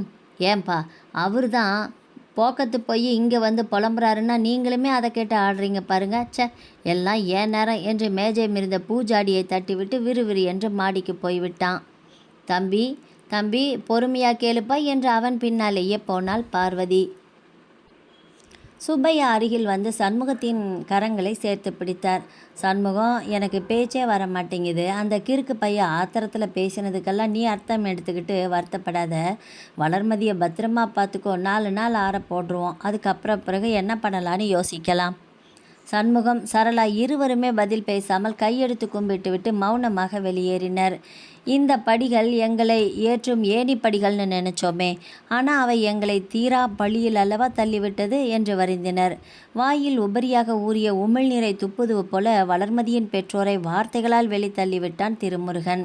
எப்படியோ நடந்து வீடு வந்து சேர்ந்தனர் இருவரும். பரமசிவம் மகனின் தோலை பற்றி என்ன நடந்ததென்று கவலையோடு கேட்டார். சண்முகம் அங்கு நடந்தவற்றை அப்படியே ஒப்பித்துவிட்டு தகப்பனாரிடம் முகம் பார்த்தான். எனக்கு இதில் ஆச்சரியம் ஒன்றும் இல்லையப்பா சண்முகம், இப்படித்தானே பதில் வரும்னு எதிர்பார்த்தேன். அது சரியாகத்தானே இருக்குது. ஆனால் கோபத்தில் சொன்னாலுமே முருகன் ஒரு வார்த்தை சொல்லியிருக்கான் பாரு, அது ஒரு வாசகம்னாலும் திருவாசகம் என்று சொல்லி நிறுத்திவிட்டு பின் அவரே தொடர்ந்தார். நமக்கு சமமானவங்க கிட்ட தான் தொடர்பு வச்சுக்கணும்னு, அது ரொம்ப சரி. யாருக்கு பொருந்துதோ இல்லையோ உங்கள் 2 பேருக்கும் ரொம்ப பொருந்தும் என்று சொன்னார் வேதனையுடன். சரளா துடித்து உதடுகளோடு ஏதோ சொல்ல வாய் திறக்க, இல்லைம்மா நான் குத்தி காட்டலை, உள்ளதை தான் சொல்கிறேன். இதே நம்ம தரத்துக்கு பயலாக இருந்தால் மனசில் என்னடா நினச்சிட்ருக்கேன்னு எட்டி சட்டையை பிடிச்சிருக்கலாமில்ல. இதில் அது முடியாது இல்லையா? நியாயம் கேட்டு போன உங்ககிட்ட அவன் வாய்க்கு வந்தபடி பேசி வெந்த புண்ணிலேயே வேலை பாய்ச்சிருக்கான், வாங்கிட்டு வந்திருக்கீங்க. ஒரே ஆறுதல், சுப்பையா பிள்ளை நியாய தர்மம் தெரிஞ்சு பேசுகிறாரு. மகனுக்கு ஜால்ரா தட்டல, அதுக்காக வேணால் சந்தோஷப்பட்டுக்கலாம். இது அவருக்கான நேரம், பேசத்தானே செய்வார். சவடாலாக பேசிவிட்டாரே தவிர மனம் சமாதானப்படவில்லை பரமசிவத்துக்கு. ஒருவர் தொடங்க மற்றவர் தொடர எது ஏதோ நடக்க முடிவில் பாதிக்கப்பட்டது என்னவோ என் பேத்திதான். யாரை இதில் குற்றம் சொல்வது? விதியின் வழி வாழ்க்கை செல்வது என்று காற்றில் கலந்து வந்த கானம் பரமசிவத்தின் மனதை அப்படியே பிரதிபலித்தது. பருந்து பறவையிடமிருந்து கோழி குஞ்சை காபந்து செய்வது போல மீண்டும் தற்கொலை எண்ணங்கள் தலை தூக்காதிருக்க பேத்தியின் அருகிலேயே இருந்தார். வளர்மதியை பெற்றவர்களுக்கு பல சிந்தனை, பல கவலை. எப்பாடுபட்டாகிலும் வளர்மதியை இந்த கொடுமையான காலகட்டத்திலிருந்து கடத்தி வந்துவிட வேண்டும் என்று ஒரே எண்ணம்தான் பரமசிவத்துக்கு. தொடக்கம் என்பது மனித மனங்களின் ஆசை வெளிப்பாடுதானே தவிர அது என்றைக்குமே முழுமைக்கான உத்தரவாதம் கிடையாது. ஏனெனில் மனிதன் நினைக்கின்றான், இறைவன் முடிக்கின்றான். அப்படித்தான் ஆயிற்று. திருமுருகன் வளர்மதி திருமணம் தொடங்கி வைக்கப்பட்டது. திருமணத்திற்கான முஸ்தீபுகள். திருமுருகன் என்ற இளைஞனின் அவசரத்தால், அதீத ஆசையால் பாதியிலேயே நிறுத்தப்பட்டு விட்டது. அவனையும் பெரிதாக குறை சொல்வதற்கில்லை. வீட்டுக்கு ஒரே பையனாக பிறந்து செல்லமாக வளர்ந்து ஆசைப்பட்டதை எல்லாமே அடைந்து வாழ்க்கையை தன்னிடத்திலிருந்து மட்டுமே பார்த்து பழகியவன். பிறருக்கு, அதிலும் பொருளாதாரத்தில் தங்களை விட தாழ்ந்த நிலையில் இருப்போருக்கு மனம் என்ற ஒன்றெல்லாம் இருப்பதாகவே அறியாதவன். முருகனுக்கு தன்னுடைய ஆசை, அன்பை முறைப்படுத்தி வெளிக்காட்ட தெரியாமல் போய்விட்டதே தவிர அவனையும் குற்றவாளி கூண்டில் நிறுத்திவிட முடியாது. பணத்தினாலும் பகட்டினாலும் வாங்க முடியாத மனம், உணர்வுகள், அன்பு, அக்கறை என்பவையெல்லாம் மிகவும் உயர்ந்தவை, உன்னதமானவை. அவற்றை சொடுக்கு போட்டு சொந்தமாக்கி கொள்ள முடியாது என்பதே அவனுக்கு இப்பொழுதுதான் புரிகிறது. எல்லாருக்கும் எல்லா விஷயங்களும் தெரிந்திருக்க வேண்டும் என்பது கட்டாயமில்லையே. சுப்பையா தான் மீண்டும் ஒரு நாள் சண்முகத்தை கடைக்கு வர சொல்லி பேசினார். சண்முகம், இதே போல தான் உன்னைய ஒரு நாள் கூப்பிட்டு கல்யாண பேச்ச ஆசையோடு ஆரம்பித்தேன். நீயும் பாவம் நல்லா ஒத்துழைச்ச. ஆனால் நடுவில் என்னென்னமோ நடந்து போச்சு. போகட்டும் விடு. கொஞ்ச நாள் இந்த விஷயத்த கிடப்பில் போடுவோம். ஏன்னா இந்த நிலைமையில் நாம் கட்டாயமாக இந்த கல்யாணத்தை நடத்தினா அது மணக்காது. சண்முகம், பொம்பளைக்கு புருஷனை பார்த்தா பாசம் வரணுமே தவிர பயம் வரக்கூடாது. அதுதான் குடும்பத்துக்கும் ஆதாரம். முருகன் கூட நேற்று என்கிட்ட வந்து அதை இதை காரணம் காட்டி கல்யாணத்தை அப்படியே நிறுத்திடாதீங்க, எனக்கு அந்த பொண்ணு தான் வேணும், கட்டி வைங்கன்னு சொன்னான். அன்னைக்கு வீராப்பா என்னெல்லாம் பேசினியே, இப்போ பொண்ணு வேணும்னு வந்து நிற்கிறியேன்னு சத்தம் போட்டேன். அது கோவத்தில் எல்லாருமே பேசுகிறது தானேன்னு சொல்கிறான். சரி பார்ப்போம், அவங்க வீட்டில் என்ன சொல்கிறாங்களோ அதை பொறுத்து தான் இருக்குன்னு பிடி கொடுக்காமல் பேசிட்டேன். அதனால் வளர்மதி எப்பவும் போல் காலேஜுக்கு போயிட்டு வரட்டும். ஊருக்குள்ளே எவனாவது ஏதாவது கேட்டான்னா படிப்பு முடிச்சு தான் கல்யாணம்னு பேசி முடிவு பண்ணிட்டோன்னு சொல்லி வையே. மற்றது அந்த முருகப்பெருமான் கையில், அவன் பார்த்துக்குவான் என்று சொல்லி அனுப்பி வைத்தார். சண்முகத்துக்கும் அதுவே சரி என்று பட்டது. எனவே மௌனமாக எழுந்து வந்து விட்டான். வல்லான் வகுத்ததே வாய்க்கால் என்பார்கள். அது நல்லவற்றிற்கும் பொருந்தும், கெட்டவற்றிற்கும் பொருந்தும். ஓடுகிறது காலம். இதோ கல்லூரியில் 3ஆம் வருடம் வந்துவிட்டாள் வளர்மதி. இளங்கலை பட்டப்பிடிப்பு முடிய இன்னும் 3 மாதங்களே இருக்கிறது. திருமுருகன் வீட்டிலிருந்து இடையிடையே பார்வதி மட்டும் பூக்கள் பழங்களோடு மருமகளை வந்து பார்த்துவிட்டு போவாள். சில சமயங்களில் கல்லூரி அருகே குறுகுறி என்று பார்வையுடன் திருமுருகன் நின்று கொண்டு இவளை கண்டால் அருகில் வந்து பேச முயற்சிப்பான். ஆனால் வளர்மதி விறுவிறு என்று நடந்து கடந்து விடுவாள். ஆனால் மனம் அவனை கடந்து வராது. வாசலிலேயே நொண்டியடிக்கும். பாவம் போல நிற்கிறாரு. திட்டமிட்டபடி எல்லாம் நடந்திருந்தால் இன்று உரிமையோடு என்னை பைக்கில் வந்து அழைத்து வர வேண்டியவர். என்ன செய்வது, காலந்தான் கபடி ஆட்டம் ஆடிவிட்டதே. இந்த காட்சி காலத்தின் அருமை கொடை. நாட்கள் செல்ல செல்ல மேலோட்டமான வெறுப்புகள், நடந்த பிரச்சனைகள், பகைமை உணர்வுகள், அவற்றின் பாதிப்புகள் ஆகியவை மறைந்து குறிப்பிட்ட உறவுடனான நமது பந்தப்பாசம் மட்டுமே தூக்கி நிற்கும். தூக்கி காட்டும். போட்ட சண்டைகள் கூட போலியாக, கேலியாக தெரியும். இந்த மாயாஜாலம்தான் இப்பொழுது திருமுருகன் வளர்மதி இடையேயும் நடந்திருக்கிறது. ப்ரீ மேரிட்டல் கவுன்சிலிங் என்பதையே இன்றுதான் கேள்விப்படுகிறார் சுப்பையா. திருமண பந்தத்திற்குள் நுழைய இருக்கும் ஆண் பெண்ணின் மனங்களை அவசிய அருகாமையில் கொண்டு வந்து நிறுத்துவதே இதன் வேலை. உடல் மற்றும் இல்ல உறவுகளை எப்படி முறைப்படுத்தி கொள்வது என்று போதிப்பதே ப்ரீ மேரிட்டல் கவுன்சிலிங். பிரச்சனைகள் வளர்ந்து நிற்பது போல அவற்றுக்கான தீர்வுகளும் பெருகிவிட்டன என்பதே உண்மை. துன்பங்களை பிரச்சனைகளை முகத்துக்கு நேரே தூக்கி வீசும் கடவுள் அவற்றிற்கான தீர்வுகளை மட்டும் எங்கோ எதிலோ எவரிடமோ ஒளித்து வைத்திருப்பான். அது தக்க சமயத்தில் தகுந்த நபர்கள் மூலமாக வெளிப்படும். சுப்பையா உணவகத்துக்கு உணவு ஆர்டர் செய்யும் ஒரு பெண் வழக்கறிஞர் மூலமாகத்தான் இங்கு வந்திருக்கிறது இருவர் குடும்பமும். சுப்பையாவின் தொங்கிப்போன முகத்துக்கு காரணம் கேட்டு முருகன் விஷயத்தை தெரிந்து கொண்டு இது மிகவும் எளிதாக சரி செய்யக்கூடிய விஷயம் என்று சொல்லி இங்கு வரவழைத்திருக்கிறாள் வழக்கறிஞர். தேவையான சட்ட ரீதியான ஏற்பாடுகளையும் செய்து கொடுத்திருக்கிறாள். கவுன்சிலர் பானுரேகாவை அணுகி விவரங்களை விளக்கி வேண்டியதை சொல்லி உதவி கேட்டு திருமுருகன் தன் பெற்றோரோடு காரிலும் வளர்மதி தன் பெற்றோரோடு ஆட்டோவிலும் வந்திறங்கினர். முதலில் உள்ளே அழைக்கப்பட்டது வளர்மதி. அறிமுகப்படலம் முடிந்து கேள்வி மூலம் கேள்வி, மன புகைச்சலுக்கான ஆற்றுப்படுத்தும் கேள்வி அரங்கேற துவங்கியது. வளர்மதி, முதல்ல நீ ஒரு விஷயத்த எனக்கு கிளியர் பண்ணணும். உன் மேரேஜ் நின்று போச்சுன்னு சொல்ல மாட்டேன். தள்ளி போனது உனக்கு சந்தோஷமா இல்லை வருத்தமா? ரெண்டுமே இல்லை மேடம். அப்படின்னா தெளிவாக சொல்லு. வீட்டில் கல்யாண ஏற்பாடுகளை நிறுத்தின உடனே எனக்கு ஒரு பெரிய ரிலீஃப் இருந்தது, உண்மைதான்.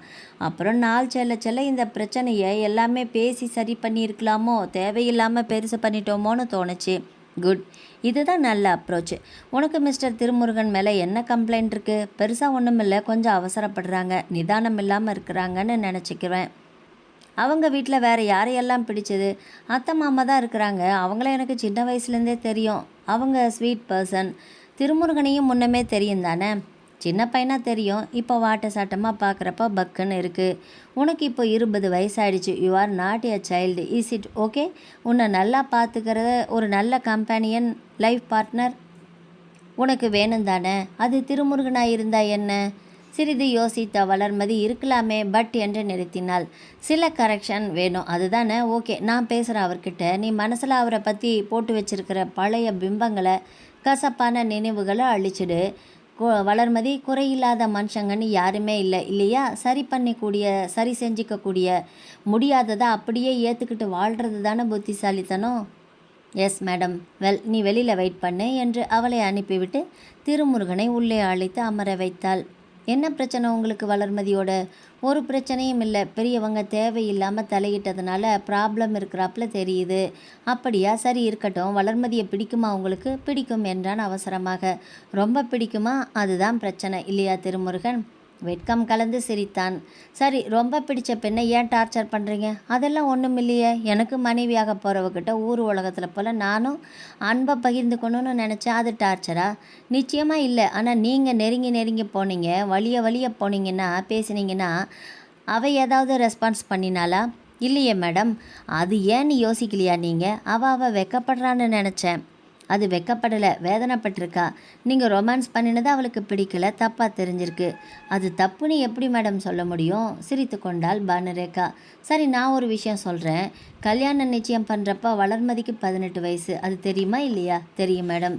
திருச்செந்தூரில் வளர்ந்த ஒரு 18 வயசு பொண்ணு உங்கள் ஆசைக்கெல்லாம் உடனே இணங்கிடுவாளா?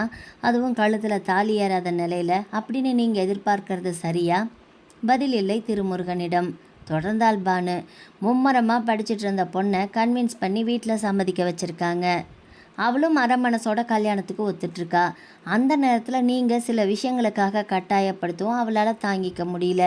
வீட்லேயும் அவள் பேச்சு எடுபடலை. டக்குன்னு தற்கொலை முடிவை கோலத்தனமாக கையில் எடுத்துக்கிட்டா. பிரச்சனை வெடிச்சிருச்சு. அதனால் உண்மை என்ற கடந்த கால ஸ்கேன் ரிப்போர்ட் தந்தாள். ஆமாம் மேடம். ஆனால் அவள் என்கிட்ட வாயை திறந்து ஃப்ரீயாக பேசியிருந்தானே இவ்வளோ தூரம் ஆகியிருக்காதே. அவள் மௌனம் என் ஆசையை அதிகப்படுத்திடுச்சு. சொல்லியிருக்கலாம், பட் அந்த பக்குவம் அவளுக்கு இல்லை. அதை புரிஞ்சுக்கிற மெச்சூரிட்டி உங்களுக்கும் இல்லை. அது போகவும் அடிமனசில் உங்களுக்கு அவள் நம்மளை விட வசதியில் குறைஞ்ச வீட்டில் இருந்து வர்றா. அவளுக்கு நான் வாழ்க்கை கொடுக்குறேன், அதனால் நான் என்ன சொன்னாலும் அவள் கேட்டாகணுங்கிற ஆதிக்க மனோபாவம் ஒளிஞ்சிட்ருக்குது திருமுருகன். தெரியல மேடம். இருக்கலாம். ஆனால் அவளை எனக்கு ரொம்ப பிடிச்சிருக்குது. அவளை மாதிரி ஒருத்தியை தான் நான் எதிர்பார்த்தேன். கல்யாணம் நின்று போனதும் என்னைய சில பேர் கேலி பேசி புண்படுத்தினாங்க. அப்போ ஒரு பொண்ணோட மனசில் இடம் பிடிக்க தெரியலையே நமக்கு அப்படிங்கிற குற்ற உணர்வு என்னை வாட்டுச்சு. அது இயல்பு தான். கல்யாணம் பாதியில் நின்று போகிறது ஒரு பெண்ணுக்கு எவ்வளவு வலியோ அதே தான் ஆணுக்கும். சரி மேடம், இப்போ கல்யாணம் நடக்கிறதுக்கு என்ன வழி? அது பெரிய விஷயம் இல்லை, நடத்திடலாம். பட் கல்யாணத்துக்கு பிறகு நீங்கள் 2 பேரும் எந்த அளவுக்கு ஒத்து போவீங்க அப்படிங்கிற சந்தேகத்தில் தானே பெரியவங்க பேக் அடிக்கிறாங்க. அதுக்கு அவசியம் இல்லைங்க. சுமூகமாக குடும்பம் நடத்துவோம். நான் இந்தியா முழுவதும் சுற்றி பார்த்துருக்கேன். இதெல்லாம் நாகரிகம்னு நான் நினச்சிக்கிட்டீங்கல்ல?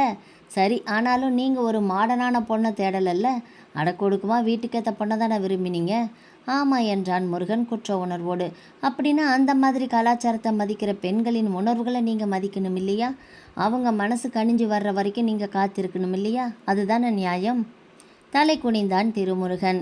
எனக்கேற்ற பெண்ணை தேடிக்கொண்ட நான் அவளுக்கேற்றாற் போல என்னை மாற்றிக்கொள்ள வேண்டும் என்று எண்ணவே இல்லையே.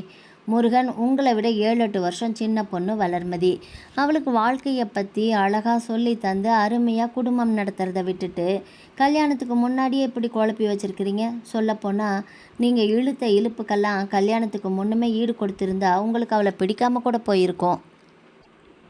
ஏன்னா அது இந்தியர்களோட வினோத குணம். அவள் தன்னோட ஸ்டாண்டர்டில் பிடிவாதமாக இருந்ததுனால தான் இன்றைக்கி அவள் தான் வேணும்னு நீங்கள் பிடிவாதம் பிடிக்கிறீங்க. அதுதான் உண்மை என்று மொத்தமாக இந்திய ஆண்களின் மனப்பான்மையை பூசணி போல போட்டு உடைத்தாள்.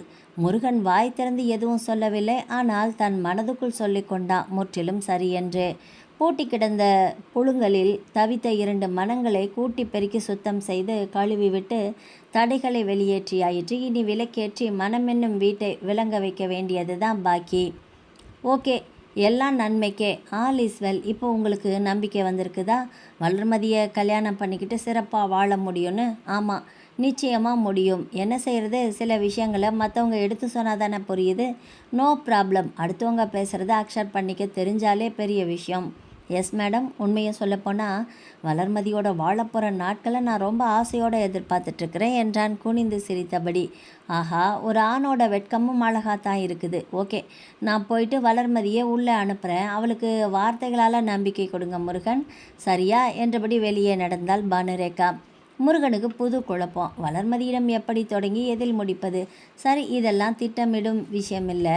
அவளை பார்க்கும் பொழுது என்னுள் ஏற்படக்கூடிய உணர்வுகளை எந்தவித அலங்காரங்களுமின்றி அப்படியே வெளிப்படுத்துவதே சரி என்று நினைத்து கொண்டவன் வளர்மதி மட்டும் தனியாக அறைக்குள் வரவும் அப்படியே எழுந்து நின்று விட்டான். தான் இருக்கும் அறைக்குள் அவள் தனியே வர சம்மதித்திருப்பதே அவளுக்கு என் மீது நம்பிக்கை அரையடி அதிகம் வளர்ந்திருக்கிறது என்பதைத்தானே காட்டுகிறது. வா வளர்மதி. சாரி. இல்லை என் மேலேயும் தப்பு இருக்குது. ஒரு விருப்பம் இல்லாமலே நான் கல்யாணத்துக்கு அணுகினதுனால நடக்கிற எல்லாமே தப்பாகவே தெரிஞ்சிருக்குது எனக்கு. உங்களோட நியாயமான உணர்வுகளையும் புரிஞ்சிக்க தெரியல. பேசி தீர்க்கறதுக்கு தெளிவும் இல்லை. நானும் கொஞ்சம் பொறுமையாக இருந்திருக்கலாம். இல்லை, நான் தான் ரொம்ப பெருசு பண்ணிட்டேன். இல்லை நானும் தான். இந்த உணர்ச்சி ஓட்டத்தில் இருவர் வார்த்தைகளும் ஓரிடத்தில் முட்டி மோத தங்களது மன அழுத்தம் தீர்ந்து போன மகிழ்வில் வாய்விட்டு சிரித்து விட்டனர் இருவரும். அது காலம் வருமென்று காத்திருந்த மேலக்காரருக்கு கேட்டுவிட்டது போல. பிறகென்ன, மாலை தயாராகிவிட்டது இருவரையும் இணைக்க. முருகன் சந்நிதியில் திருமுருகனுக்கும் வளர்மதிக்கும் திருமணம் நடக்க வேண்டிய நேரம் வந்தால் பழம் நழுவி பாலில் விழுவது போல அவ்வளவு இயல்பாக அத்தனை அழகாக நடக்கிறது. எதுவுமே அதுவரை பொறுத்தால்தானே மனிதர்கள்.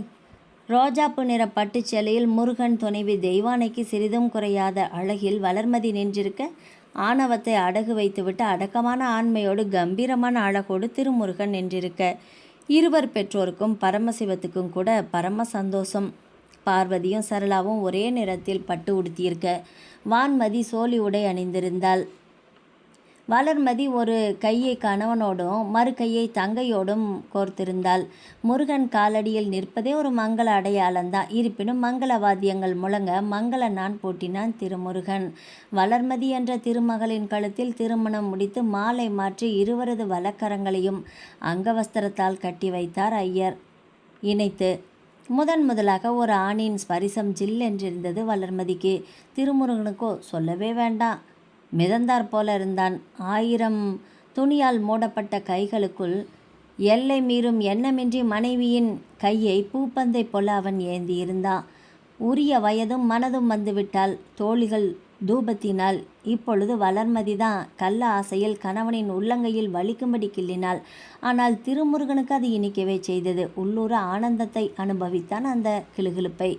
ஆம், உடல் பலத்தால் மனைவியை ஆள்வது ஆண்மையல்ல, காதல் பலத்தால் மனைவியால் ஆளப்படுவதே உண்மை ஆண்மகனுக்கு அழகு என்பதை உணர்ந்து கொண்டான் திருமுருகன் என்ற ஆண்மகன் அல்ல, உணர்த்திவிட்டது காலம். மனதுக்கு பிடித்தாற்போல வாழ்க்கையை அமைத்து கொள்வது ஒரு ரகமெனில், அமைந்த வாழ்க்கையை மனதுக்கு பிடித்தாற்போல மாற்றிக்கொள்வது மற்றொரு ரகம். இரண்டாம் வகையைச் சார்ந்தவர்கள் திருமுருகன் வளர்மதி தம்பதி. நாவல் முடிவடைந்தது. ஆதரவளித்த அனைத்து உள்ளங்களுக்கும் நன்றி. மீண்டும் அடுத்த ஒரு நாவல் பதிவில் சந்திக்கலாம். வணக்கம்.